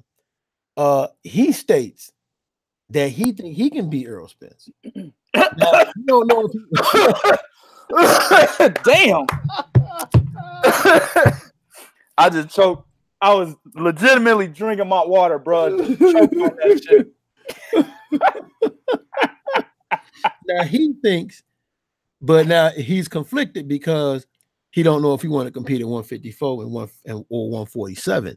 Right. My thing is, it don't matter where you go, the walls are closing in on you if Khan don't fight your ass. Man, see, because 154 you got Jared Hurd, you're not winning that. Yeah, you don't want that. All right, you know what I'm saying? Oscar ain't gonna put Jaime Munguia nowhere near you. Nah. Okay, and Tony Harrison, I don't see you beating him. And even if he let's say he don't get past Charlo, I don't see you beating Charlo. Right now, 147, Terrence Crawford. Okay, yeah, right. Okay, yeah, I know that was funny. Yeah. Okay, yeah. Now you can possibly maybe a Sean Porter rematch, possibly. But it'd be a little bit interesting to see if Sean Porter can get back. Maybe. You know, Errol Spence, again. Okay, yeah, stop playing. And maybe Keith Thurman would be interesting, but I think Keith Thurman could still prevail. So no, bro, no, man, he don't. No, dog. Nah, man, that's listen, man. What I seen Kell Brook do against Michael Zarafa, that was enough for me to say, all right, fam, do your hardest to try to get the Amir Khan fight, get you a bag, and retire. Yeah. That was enough. You know what I'm saying? Michael Zarafa, the Australian kid, we interviewed him a couple times. He's a cool dude. You know what I'm saying? He's all right, kid. You know, he was determined to get himself into title contention. You know what I'm saying? But there's no way in hell he should have came or went over to the UK. And while I do believe he lost like 10 or 11 rounds, he still looked good enough to make Kell Brook look bad, if that makes sense. Kell Brook won almost every round, but he should have dominated Michael Zarafa in each and every one of those rounds. But he didn't. He just did enough to beat Zarafa in each one of those rounds. Zarafa was actually getting off on him very well. And when I seen that, I was like, that's it, bro. That's it for Kell Brook. And the problem with him going back down to 147, he can't make the weight anymore, dog. Or at least, I mean, he feels like he can. And he probably will try to. He's already told Amir Khan that he's willing to do a catch weight for him. You know what I'm saying? So he's going to try to get back down there. But the problem is he's already shown that he can't. You know, he had a training camp that he had to last year. He had a training camp that he had to postpone or cancel. Or no, I'm sorry, he had a fight that he had to cancel with a Cook. Can't remember his first name. I was gonna say Sam Cooke, not that. That's my nigga. That's the singer. That's the singer. Dog. That's my man. That's my man. Wow. Yeah, that's my man's. I got them joints, but he had that fight with Cook, man. Brandon Cook, I think his name was. Yeah. And he had to cancel the training camp, cancel the fight because he was too fucking fat before the fight was supposed to happen. So he can't make weight at one. And that fight, Brandon Cook, Chris, and that fight was at 154. It wasn't even at 147. He was too fat for that fucking fight. So how is he gonna make 147, dog? You know? Hey, man, listen, man. And even if he does, like you said, if you look at the champions, I think, listen, man, from what I've seen against Michael Zarafa, if he goes to WBA regular route, he loses to Manny Pacquiao. That's a good fight for Manny Pacquiao, in my opinion. Yeah. Sean Porter, the way he looked to get your Dennis Ugas, that is a possible good matchup for Kell Brook. All right. Keith Thurman, the way he looked against Josecito Lopez, I predict that Keith Thurman will not look the way he looked against Josecito Lopez in his next fight. That's my prediction. So given that, he probably won't beat Keith Thurman. And that's the only champions as far as Kell Brook is concerned. and that is it. We won't even mention the other two guys. As far as he's concerned, there ain't no other champions, just them three. That's it. So, nah, man, there's no way in hell. He's talking about if he was at 100%. You know, he said he was beating Errol Spence. He said, but his eye gave away on him. But if he was at 100%, he would have beat Errol Spence. But get the fuck out of here, bro. No way, bro. You would end up getting knocked out even if you didn't break your other orbital bone. According to him, he was 100%. Yeah, he trying to say within the fight he wasn't 100%. He would, regardless, you would have, even if his orbital bone didn't break, he still would have got knocked the fuck out. Yeah, but it was the other orbital bone that Errol Spence broke. It wasn't the same one. He's not saying that, and I'm not saying that. I'm just saying, even if you didn't get your fucking orbital bone broke. No, but I'm just saying, how can you say, well, you're saying you weren't at 100%, but you claim you was, but on top of that, though, it was your other. It wasn't like he broke the one that Golovkin man. He fucked up the other one. So how could you say, "Oh no, I could beat him"? No, he fucked up your other eye. Exactly. So he fucked up the good eye. right. Exactly. All right, man. I'm gonna go into the next one, and this one we kind of touched on it a little bit before we get into like one of the educational topics and end the show. My man, Kosei Tanaka, man. Now, I missed this fight. So I had a lot of work to do with 3kingsboxing.com. But I've be trying to tell you cats on this channel, and I've talked about it a lot on social media. Kosei Tanaka is the real deal. Yes, okay? Yes. Me and Mike kind of got in a little debate about Kosei Tanaka possibly being better than Naoya Inoue. I think Naoya Inoue is the best Japanese fighter today, but I think Kosei Tanaka has the potential to be better than Naoya Inoue. Okay, he's the fucking real deal. He's a 3-time champion.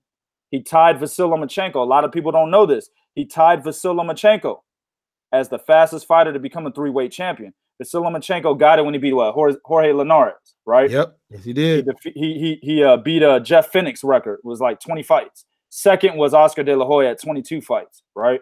Yeah. Vasyl Lomachenko killed it in 12 fights.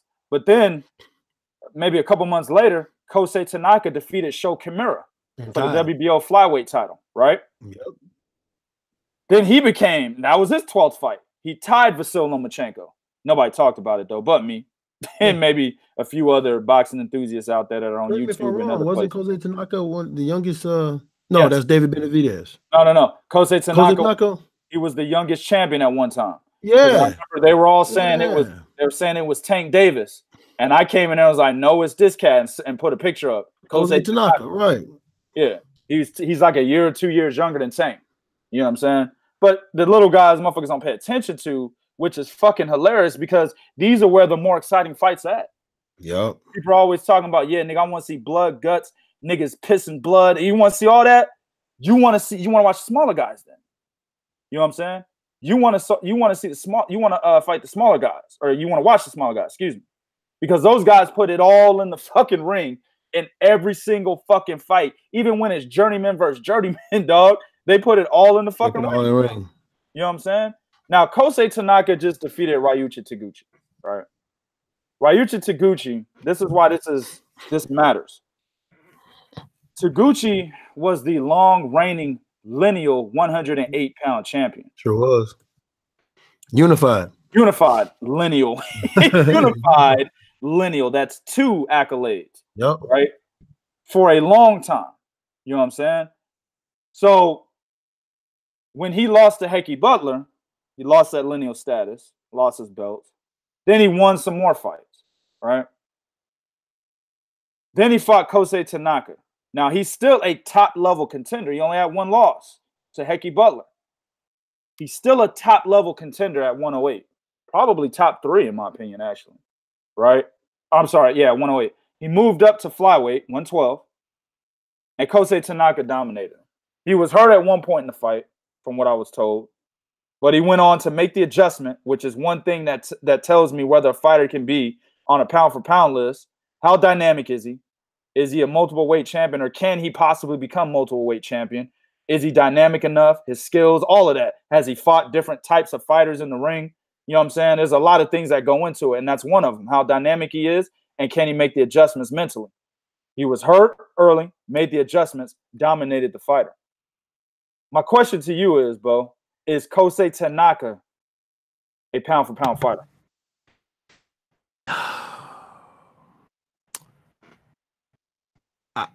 Let me correct you on one thing. Prior to fighting, because no, wait a minute, you said Kosei Tanaka before Heki Butler had one loss already? No, I never said Kosei Tanaka had a loss. I'm sorry, not Kosei. Ryoji Taguchi, prior to fighting Heki Butler, he already had one loss. No, I never said that. I just said he only lost to Heki Butler in his last few fights. Okay. Yeah. Because you have to put it in this perspective, right? Ryoji Taguchi lost to what was going to become then a top pound-for-pound fighter in Naoya Inoue. Yeah, sure. They took him 12 rounds. Took him 12 rounds. Okay. He goes on, he wins, he's become unified. He don't become unified, then he becomes lineal, meaning he fought the most top rated fighters of his division. Okay. For you to become lineal, that's what you have to do. You have to fight the most top rated fighters of your division. Right. So he goes, he does that. Okay. He fought, Milan, what's that cat name, man? Milan Melindo. Okay, right. He fought Milan Melindo. All right. He fought Carlos Canizales. Yeah, that's a good fight right there. Yeah, that was a real good fight. All right. So Kosei Tanaka goes in, dominates this dude, straight dominates him. But now, prior to that, we all know and may forget that Kosei Tanaka, outside of fighting cats like, Sho Kamara, okay, and people forget he also fought Angel Acosta, Moses Fuentes, and was knocking these dudes out. These were dudes that hadn't been knocked out. He was knocking. He wasn't just beating them, dog. He was dog walking. Angel Acosta was undefeated, and as it stands today, he's still one of the hardest punchers in the sport. All the Angel Acosta fights ended in knockout except the Kosei Tanaka fight. Exactly. Okay. The only loss he has. The only loss he ever had. All right. He knocks out. He's knocking out dudes that never been knocked out. Another fight that cats forget, he fought a cat named Ray Patalina or some shit like that. Patalano. He fought Rene Patalano. Rene, okay, was another dude they was pushing. So if you ask me, is this dude a pound-for-pound fighter? Yes, he is a pound-for-pound fighter. And the reason being is because look at the body of work he did in such a short period of fucking time. You went from Sho Kamara straight to Ryoji Taguchi. And again, I understand the lower weight divisions isn't like somebody that everybody knows, right? Okay, or everybody's familiar with. But that's not these dudes fight. Like these dudes make fights without there being the whole marinate shit. Okay. Oh, and that's another thing about the lower division. See, and a lot of cats are like, well, they ain't got nobody. Well, they ain't got nobody because you don't fucking know them. But if you take time to actually figure out who these guys are, and you get acclimated with the top fighters and the best contenders, from 105 to 122, then you'll come to realize that these motherfuckers, like Bo said, they don't marinate a goddamn thing. You know what I'm saying? They don't marinate shit, bro. They're like, hey man, you like what's his name's already calling out? Already calling out Ken Shiro at 108. Damn, what's his name? Hiroto Kayaguchi. He's already calling out Ken Shiro. This nigga just became lineal champion when he beat Heki Butler. He just got lineal status. And he's already saying, hey, nigga, I want Ken Shiro. You know what I'm saying? They don't marinate a fucking thing. You're absolutely right. One thing I got wrong before I turn it back over to you. I said Ryoji Taguchi fought a couple of fights after he lost to Heki Butler. That's incorrect. He didn't fight anybody after he lost to Heki. He fought Kosei Tanaka right after that. But go ahead, man. Okay, but still though, Heki Butler is the top fighter. You see what I'm saying? Right. Heki Butler is a top fighter. I think Heki Butler has won belts in multiple weight divisions. Yeah, so, you know what I'm saying? So he's a top fighter. So it ain't so much as because you're gonna get some cats that gonna be like, oh man, y'all just saying that because y'all loving the lower weight division. No. When you look at the names that this dude has fought, okay, you know what I'm saying? We're not talking Wang Yang Maniofen here. Yeah. We ain't talking that type of shit, okay? We talking a motherfucker that's been putting in work. And fighting the best dudes of that to win these belts from. You know what I'm saying? He ain't taking that easy path. He going straight for who number one? Bring that ass. Yeah. Oh, you number? Bring that ass. Yeah. So hell yeah, he definitely did. And then his skill set, he can fight inside and he can fight on the outside. The guy has an excellent mid-range fight. He has an excellent mid-range game. He's a very good counterpuncher. Okay, his footwork is probably, I'm gonna say his footwork, in my opinion, is second to Naoya Inoue. Right? Oh yeah. Yeah, his footwork is second to Naoya Inoue, right? But his defense is better than Naoya Inoue's. Right. Naoya Inoue just uses his hands to block shots with. Okay, his defense is better. So yes, Kosei Tanaka. And if y'all don't know, all y'all gotta do is go watch the boy. It is not that hard to find him. Mm-hmm. Absolutely. Very good fighter. My opinion, yes, he is top 10 pound for pound. My opinion, before he beat Ryuichi Taguchi, he was top 10 pound for pound. So I was already on that. Three-time champion, 3 weight classes. I think the kid is only like 24 years old, bro. You know what I'm saying? He's fighting the top-notch people in his division. He's not just going and, getting titles and nothing like that. He's fighting top-notch competition. Now, one thing I will say, I believe Kosei Tanaka's title run, if I'm not mistaken, were vacant titles, if I'm not mistaken. I can't remember. I believe he fought for the vacant title at minimum weight and at 108. I believe he fought for the vacant titles there. But the guys he fought were not whack. You know what I'm saying? They were top contenders. It wasn't like, the fight is no longer for the title because Gilberto Ramirez came and said, hey, I didn't relinquish my title. But the fight the WBO was getting ready to put up for Billy Ho Sanders. He was going to have Billy Joe Sanders versus a nigga named She-Fat. Nobody knows this cat. And he was going to fight him for the vacant WBO title until Gilberto Ramirez said, hey, I didn't vacate that bitch yet. So now that fight is for the interim WBO title. But get the fuck out of here. You know what I'm saying? Kosei Tanaka ain't do that. He fought what's my guy's name? Moises Fuentes. And then I believe he fought an undefeated fighter, a fighter that only had 1 loss, Julian Yadris. That's his name. Okay, at minimum weight. Yeah. And then right after fucking Fuentes, he fought Angelo Costa. Yeah, dude's resume is nice as fuck. At that time. Yeah, bro. He still is. He still is beasting niggas, even after this loss. He was 16-0 with 16 knockouts. Yeah. He still is beasting niggas after the loss. You know what I'm saying? Pound for pound, one of the hardest punchers in the sport. Actually, he broke both of Kosei Tanaka's orbital bones in that fight. And Tanaka still won the goddamn fight. This nigga's a beast, man. Easily, in my opinion, top 10 pound for pound. Easily. Especially with Mikey Garcia losing. He was at number 9. He's out. You know what I'm saying? Yeah, dog. Easily top 10 pound for pound, man. Yeah. All right, man. We're going to go to the last one, Bo. What's the last topic, man? All right, man. Listen, so here's the thing. Because a lot of people talk about guys' record. They talk about, accomplishments. They talk about, well, how come, fighter A didn't do what fighter B did, right?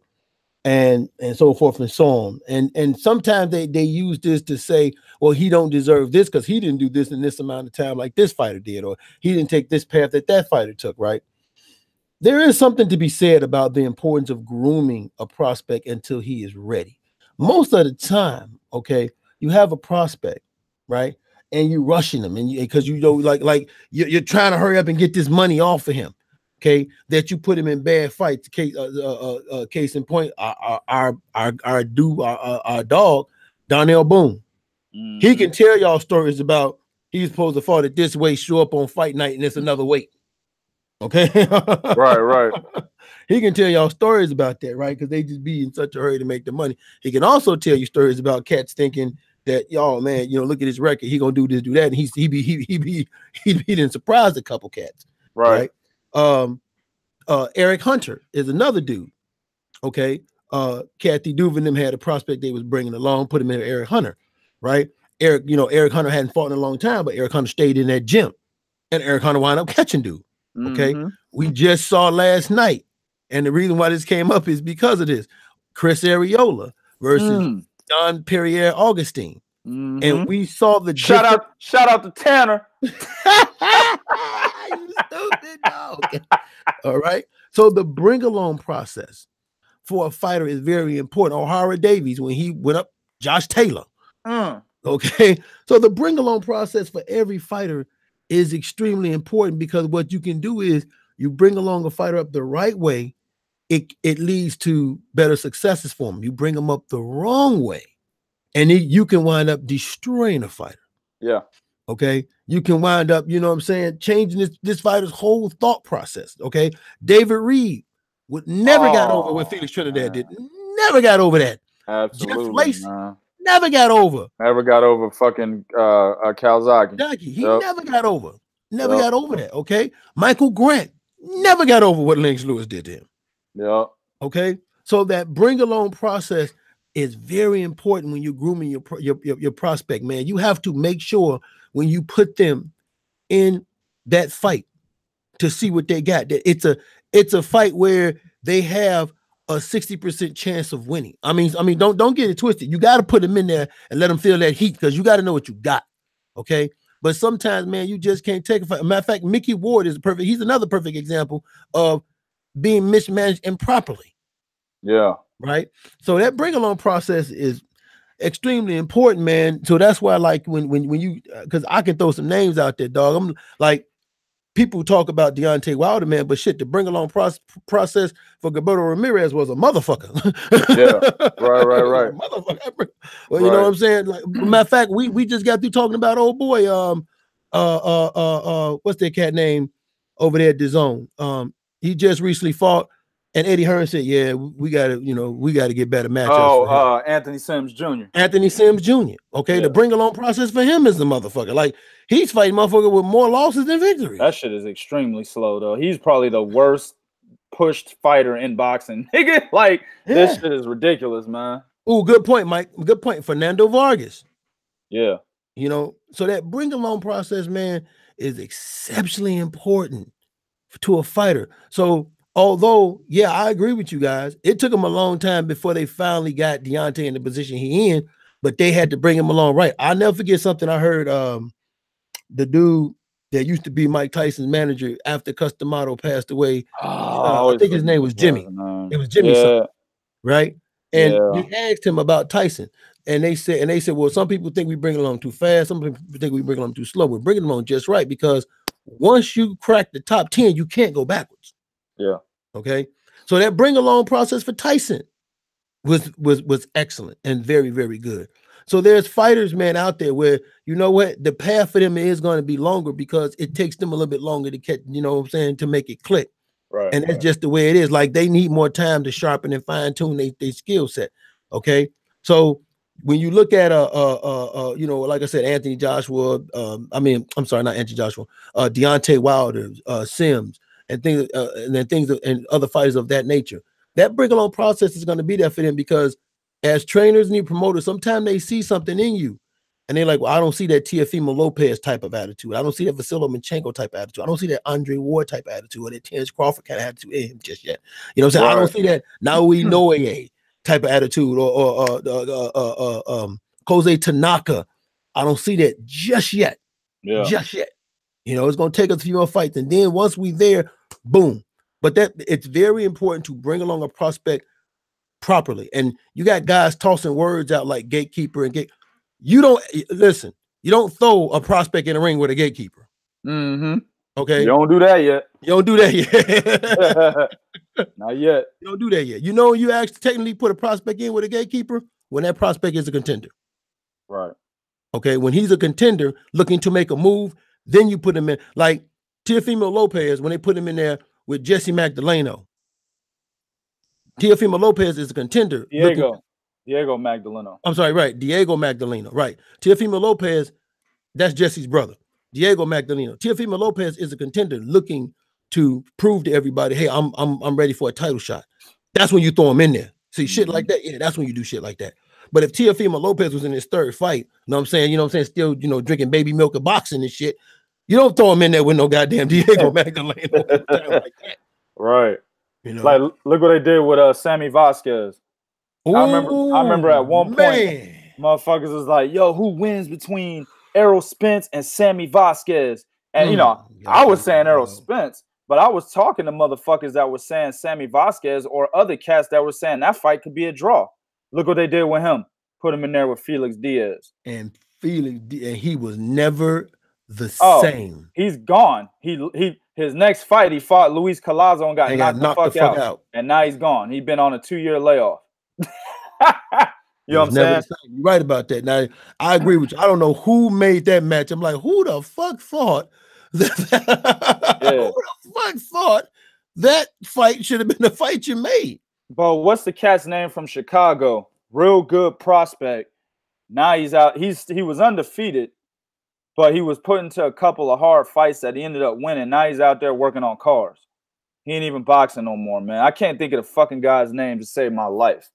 But yeah, we talked about him, but I can't think of his name right now. We talked about him on the show, and you absolutely right, dog. They put him in a couple of really tough fights, and even though he won, he was never the same. He's never the same. Oh, you're absolutely right, man. So my point to that is you can come out victorious and still not be the same if the fight is too fucking grueling for you. You know what I'm saying? So why we the amateurs? Oh yeah. Oh hell yeah. Yeah. I've seen that shit in the amateurs. Well, that's where it happens the most is the fucking amateurs, man. Niggas actually see the amateurs, man. That's the weed out circuit. Yeah. What that means is motherfuckers while they're amateur fighters, they come to the realization of whether or not they want to go pro. You know what I'm saying? Exactly. That's the weed out circuit. Niggas, nigga, I'm going. Every nigga that join a gym, Bo, correct me if I'm lying. Every nigga that join a gym, be like, yeah, nigga, you know what I'm saying? I'm going pro. If you're young, you automatically think that way. Yeah, dog, I'm about to get up in here. I'm about to fuck niggas up, knock a couple niggas out. I'm going pro. Dog, but then when you in the heavy bag watching film of that niggas, I whoop this nigga. I whoop that nigga ass. Yeah, you're a nigga 12 years old watching, Marvin Hagler on TV. Like, man, I'll fuck that nigga up. I'll fuck him up. You know what I'm saying? That's just the mentality that fighters have, especially as a youngster. Shit, you be looking around the gym. He gonna get it today. He gonna get it today. I remember them days, bro. I know you do. Dog. It's a whole nother fucking dynamic, a whole nother element when you walk into a gym and see about 15, 16 eyes staring at you, dog. Man, it's and that's why the ring, is like they say, the proving ground. It's the proving ground. Exactly. It's the truth serum in the ring. You know how many motherfuckers I seen come in the gym and I don't see them the next day?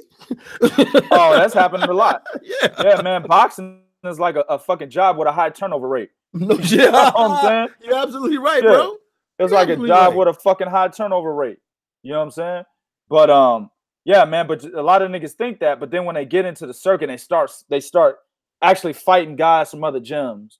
Let's say you make it to state, you start fighting guys from other cities and shit. You start realizing that you can't really compete. A lot of niggas be like, yo, they went from I'm gonna go pro to man, shit, nigga, I'm about to go to college, nigga. Yep, this ain't for me. A lot of niggas like that, man.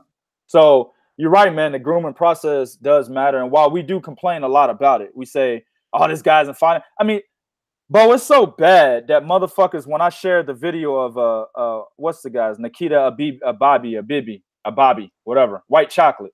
When I shared the video of him knocking the cat out recently, I said, yeah, this kid might be something special. A lot of cats was jumping on the video. He don't move his head well enough. He didn't do this. Man, put him in there with somebody. Nigga, he's only 3-0 and he's 21. He's a 21-year-old 3-0 fighter, dog. He's not gonna fight Gennady Golovkin next. Damn. Remember, we had that same issue with Michael Williams Jr. Yeah, exactly. A lot of niggas saying that 19. Shit. Like, dog, you're only 19. Yeah, he's young. He's only 19 years old, man. You know what I'm saying? We do complain. I'm not gonna say that I don't even complain, right? I'm not gonna say that. I do complain about some of these guys, like Anthony Sims Jr., like Anthony Yard. But the reason why I complain about these motherfuckers is, number one, Anthony Sims Jr., the way he's getting pushed. I mean, he's literally fighting niggas that I fucking pass by when I go to work, through the street light, nigga. He's fighting motherfuckers sitting outside with a goddamn cup in their hand and a sign in their other hand. He's fighting niggas like that, bro. It gets at a certain point, it's like, all right, man, that's enough, nigga. You know what I'm saying? Yeah. The nigga has 18 straight knockouts because he's fighting niggas that go to the soup kitchen every goddamn lunch and dinner of every day. You know what I'm saying? That's why. You know, so he really needs to step up. But and then Anthony Yard, this motherfucker's the #1 contender in the WBO, holding 2 belts. And he's still in these streets. I'm in these streets. He's still in these streets over there talking about, yeah, you know what I'm saying? You know, they trying to move me along. You know, I ain't really have much of an amateur career. Nigga, get the fuck out of here. Are you kidding me? Which one is it? Because at first he was like, yeah, Kovalev only got that belt temporarily. That's temporary belt holder right there. That's my belt. Then he beats Travis Reeves. Well, you know, they pulling me along slowly. Shut the fuck up, man. Get your ass in the ring with somebody, dog. Oh, yeah. Get in the fucking ring with somebody, man. Yeah, dog. Yo, we complain about dudes like that. But when niggas is like 8-0, 10-0, 12-0, hell, 16-0, but don't look like they should be in a ring with a motherfucker yet, that's what the prospect title is for. Let them get better on the job. You know what I'm saying? And it's important to the business side, like Ryan Garcia. That's why you won't see him fight no Tank Davis anytime soon. Oh shit, that's why Oscar told Floyd, hey, stay the fuck away from my fighter. Yeah, leave my fighter alone. Leave my fighter alone. Yeah. Stop enticing my fighter into wanting to get his ass whooped, bro. What's wrong with you, man? You know, that's why De La Hoya came out himself prior to the whole Mayweather Tank Ryan Garcia recent beef. He came out months prior when somebody asked him about Tank and Ryan Garcia. He said, no, Tank is too much of a beast. I'm not putting that nigga in the ring with him. And he's right. That's stupid. Ryan Garcia is, look, man, you know, a lot of these young, dumb bitches, they think he's cute. You know what I'm saying? You stupid. Just saying. A lot of these young, dumb bitches think he's cute and shit. So he's got the look. He's got fast-ass hands. He's dispatching these motherfuckers easily, these bums and other prospects that he's fighting. He's dispatching them easily. Let him build his name up. Shit. You know what I'm saying? Let him build his fucking name up, beating these motherfuckers up. Right. And then when he's ready, you know, a title opportunity will be there. So, yeah, man. That shit's important, though, to the managers, the promoters. And it's also important to the fighters, believe it or not. Hey, man, what's that dude name that fought? I think it was Roy Jones fought. I think the cat name was Reggie Johnson. Yeah, I remember Reggie Johnson fought a dude that was basically that bringing on process. That dude was horrible because he was basically a paper champion. And Reggie Johnson fought this dude and knocked him the fuck out. Yeah. With a basic motherfucking punch, dog. Knocked him clean smooth the fuck out. We ain't heard from that dude since. Yeah, hold on now. I'm about to get this shit, bro. I know exactly Reggie Johnson about. I fought that dude and knocked him smooth out. And I'm like, dog. The bringing on process for him was horrible because you put a belt on him when he was not ready. He was not ready. Then you had to make a title defense against that nigga. Yeah, man, I remember that shit. Reggie Johnson was a beast. Reggie Johnson, he smooth knocked that dude out, and Roy wound up, Roy whooped him, of course. But you know the fight I'm talking about, like, man. You're not talking about Lamar Parks. Was it Lamar Parks? No, he wasn't the champ. No, Reggie Johnson got the belt off of Steve Collins and then defended it against Lamar Parks. Okay, it was somebody was a champion, and he knocked him. Oh, William Guthrie. That's it, William. That's it, dog. That's it. I remember when I saw his name, William Guthrie. Was in there. He said it too, William Guthrie. I remember watching that fight, dog, and it was crazy because I didn't know who the fuck William Guthrie. I was like, yo, where did? Because I knew the division. I'm like, yo, where the fuck did he come from? Yeah. What about where they found him at? You know what I'm saying? He was kind of like how my man man, what's the dude over here in Chicago? I talk about him all the time, man. David D. He was like who David Diaz was. David Diaz was the WBO champion. Nobody knew who he was to Manny Pacquiao fought him, right? Yeah. So William Guthrie had this belt, and I'm watching TV. And they said Reggie Johnson fighting, and I said, Reggie Johnson, who he fighting? He fighting champion with. I said, where he come from? Yeah. What the who the fuck is that? Yeah. And when he came out, when William Guthrie came out the corner to start the fight, I saw the way he held his hands. I saw he finna get his ass whooped. Yeah. And I mean, Reggie Johnson knocked him smooth, and he was never the same after that. They must have thought Reggie Johnson was some whack ass nigga. I don't know what the fuck they was thinking. Man, I don't know what the man. Oh, it was bad. I remember that's what, and that's another, like sometimes that bring along process, man. They put belts on you too early, man. You ain't ready for that type of shit. My man Chris said, "Ain't nobody can touch the bringing along process of Peter McNeely versus Mike Tyson." Man, Peter McNeely wasn't gonna be shit anyway. That was a sacrifice, nigga. Nigga, you can call Mike. No, Tyson. I'll tell you even worse. Hold on. You can call Mike Tyson the fucking Baphomet. That was a sacrifice, nigga. Yeah, I'll tell you. Actually, even worse bring along process was Von Bean from Chicago. Oh man, that nigga. When he fought Michael Moore. He fought no top 10 contender and wound up getting a title shot. Here's another guy I didn't think was gonna be shit either. Von Bean. I never rated Von Bean any higher than anything. Let me go to some comments real quick. My man Herman Aguilar said Benavidez is going to be the first man to knock out Canelo if Canelo will accept. I see Hearns versus Duran all over again. Same circumstances, same results. What do you think about that, man? No, it's not David true. Benavidez, Canelo Alvarez. Yeah, that's not true, dog. First off, Oscar and them is not gonna take that fight. They're not gonna take that fight at 168. Because again, if they was gonna do something like that, like he actually could have threw his head in there for that vacant WBC belt. Right. And the WBC would have did it. It's Canelo, whatever you want, no problem. No problem. We'll probably get sued, but it's okay. You pay the sanctioning fees. It's okay. Mm-hmm. They would have done that. And a second reason why is that Canelo has a beat. Canelo, like Duran was coming up all the way down from like what 130 all the way up to fighting Tommy Hearns at 147. Yeah, right? Canelo is wasn't it? Yeah, yep. So Canelo is already a big dude. Like Canelo walks around almost 200-some pounds and comes down. He kills himself to come down. And Canelo, in my honest opinion, don't fight like Duran. Watch that fight when Duran fought Roberto Duran. Okay, Canelo don't fight like that. So I don't see him knocking him out like that. Canelo got a beard, man. I don't see him knocking him out like that, man. Yeah, Canelo got a major beard, bro. One of the toughest chins in boxing. Yeah. So no, I definitely don't see him. I see Benavidez outboxing the shit out of him. Yeah, that's a possibility. I do see that, but Canelo's a very good fighter. I think Canelo's a bit underrated sometimes, man. I used to couldn't stand Canelo, but I'll tell you what, man, that motherfucker definitely learned something from that Mayweather loss. And I can't remember her name. I know her first name is Jessica, one of the women that was in this group. She said earlier, long time ago in the podcast, that it was a blessing for Canelo to lose to Mayweather. She said something after that, but I just remember that line right there because I can agree to that. Because when he lost to Mayweather, when he even fought Mayweather, fuck the loss, when he fought him, he learned he added a whole new fucking dynamic to his style, fam. You know what I'm saying? So he's a really good fighter, man. I don't think anybody's just gonna go out there and just dust off Canelo, man. It don't matter who it is. I'm with you on that one. I don't care who. Ain't nobody just dusting him off, dog. He's way better than that. Yeah. My man Corey, 3kingsboxing.com writer, he said Kell Brook is finished. He ain't shot, but he got bullet holes and powder burns on him.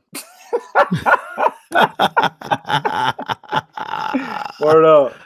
I agree with that shit, man. Shit. That's y'all bogus for that one. Michael Wilson from 3kingsboxing.com and what is it, Pound for Pound News Report? Boxing Report. Yeah. Benavidez looking to kick ass and take names. Dirrell better do whatever he can to avoid Benavidez. He can't avoid him. The Benavidez is the WBC mandatory. The only way that nigga avoid him is if he dropped the belt or pay like a motherfucking a step aside fee, and that's if the WBC allows it. You know what I'm saying? He has nowhere to go. What's that? Which Saw was that, fam? Where at the end, the motherfucker was in that room. He followed the bad guy in the room and shit, and the bad guy ended up in like a glass coffin, and he was looking at him and shit through the coffin, and as the coffin was descending out of the room, this nigga was stuck in the room and shit, and the two walls came and smashed his ass up. It was like Saw 5 or something like that. Yeah. That's what's happening to Anthony Dirrell right now. Nowhere to go. He got nowhere to go. You know what I'm saying? So it is what it is. Jose M. No, Spence is not number one. Top 10 for sure, though. Yeah. I mean, Bo, what'd you say? 7 or 8? Yeah, that's what I said. He's around 7 or 8, yeah. Yeah, I agree with that. Around 7 or 8. Somewhere in there. Maybe 6. Maybe. Just depends on who we put in there. Dark Vader, he's talking about, I guess, Keith Thurman, fight Adrian Broner, an easy confidence builder. Yeah, I've been saying that. Been saying that, but I think people are tired of. No, I take that back. People are not tired of Jim Bro. They're not tired of Jim Bro. Yeah, man. I think that's a good fight for Keith Thurman, man. As a second tune-up, and it's fucked up that we're calling that nigga a tune-up, but it is what it is. That's what he is at 147. That's what he's gonna be at 140. He's another guy that got nowhere to go. His situation, he has nowhere to go to avoid being a tune-up. Adrian Broner, yeah, I agree with that. So that's why right now he's just like, man, fuck it. I know I can't fight or beat any of these motherfuckers, dog. First thing Adrian Broner ever did was skip 140, went to 147. Right. So I know Adrian Broner right now is thinking I can't beat any of these motherfuckers, but it's all about the money. You know what I'm saying? But yeah, you're right. I said that shit back in 2012 when he beat Gavin Reese. Yeah. And he announced he was going straight to 147. I said he was going to lose. You know what I'm saying? Ernest Johnson, Benavidez is scary good. He got a frame for 175. Yeah, he's only like 22 years old. That motherfucker might go to cruiserweight. I'm about to say, because people forget David Benavidez was over 200 pounds, and when he got into boxing, he was a big kid that got into boxing. Yeah, you might see. He got into it to lose weight, and then they found out he was gifted. Yep, Benavidez can easily be a 3-weight champion when it's over, when it's said and done for him. If he stays off that coca and that white girl and shit, bro, he can easily be a motherfucking 3-weight champion. Yeah, you know what I'm saying. What else we got, man? What else we got? I'm gonna go one more, man. Sonya Dumas. No, he is not pound for pound, maybe 7 or 8, but not pound for pound. That even the top 5. Basically, she's saying he ain't even top 5 pound for pound, man. I agree with that. 100%. I agree with that 100%. All right, man, we're gonna get the fuck up out of here. Hold on, dog. You gotta say that last one by Ernest Johnson. That shit is funny. What do you say? Dirrell Cornerman gonna try to appease Benavidez. Hey, dog, if he tries that shit, they gonna fuck him up. He gonna get him up. Man, hey, I'm trying, man. David Benavidez's people, man, they all fighters and shit, man. They all fighters. Yeah, I can't say that about. See, I'm when Jose Uzcategui got hit with that left hook. His trainer was like, "Hey, what are you doing? No, stop." That ain't gonna be like that. They ain't gonna be Benavidez, dog. And wait a minute, not just that, they roll deep. They roll deep, man. They roll deep. I tell you, man, that's Manny from Scarface, man. Remember, I'm the first nigga that said that shit, bro. They roll deep, dog. 2K, you was there. They roll deep, dog. Hell yeah, absolutely. All right, man, we're gonna get the fuck up out of here. 3kingsboxing.com. Go ahead and go visit the website. Before I say all of that, though, let me go back. I always forget about the disclaimer, Bo. You got to remind me, man. You know, we talk a lot of shit. We say all they don't know by now. I don't know what to tell them. You got to. This is only number 10. Yeah, number 11. But you were, you was close, nigga. Think you did miss one. It is number 10 for you.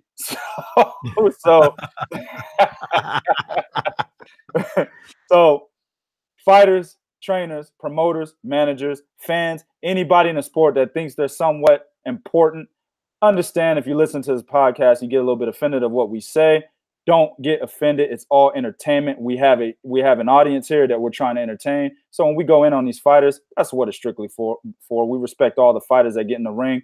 Bo and myself have been in the ring. We fought amateurs, so we understand what it takes to get in the ring, to put your life on the line, to get that bag, and for your entertainment, right? All right. So if you do have a problem, though, you can always come see me. I'll be at almost all the goddamn fights. You can come down there to press row. Actually, you're going to have to buy you a motherfucking ticket on the floor. Get your dough up so you can get on that floor. And then come see me. Word up. No shit. Get your weight up for real. Exactly, bro. All right, but of course, go ahead and tune into this podcast every Mondays and Thursdays on this particular channel right here. 9:30 Eastern Time, 8:30 Central, 6:30 Pacific.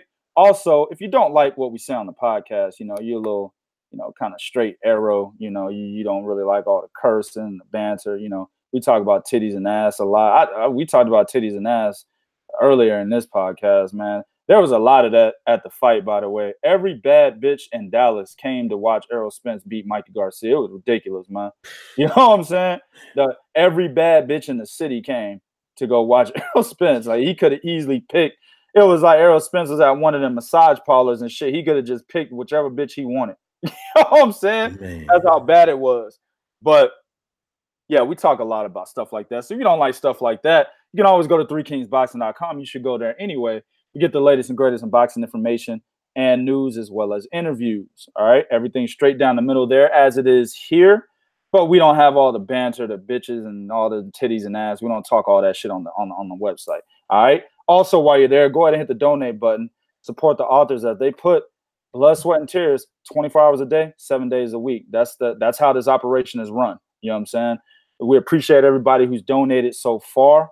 1 cent, 50 cents, 20 cents, $1, $10,000. If you got it, we appreciate it. All right. Also, go to Twitter, follow us at 3 Kings Boxing. Instagram at 3 Kings Boxing, and Facebook.com/3 Kings Boxing. All right, Bo, you got anything you want to add, family? Nah. Yeah, boy, I think we murked this motherfucker. Oh man. We'll be back. You know what? I do want to apologize to Dirrell, man, because we kind of took over his show, but that's what it is. And congrats on to Derek James. He finally received his Trainer of the Year award plaque from Ring TV. That's what's up, man. Took him long enough. You know what I'm saying? Took him long enough. All right. Shout out to everybody in the chat. We appreciate y'all. I hope y'all come back. But for now, we out.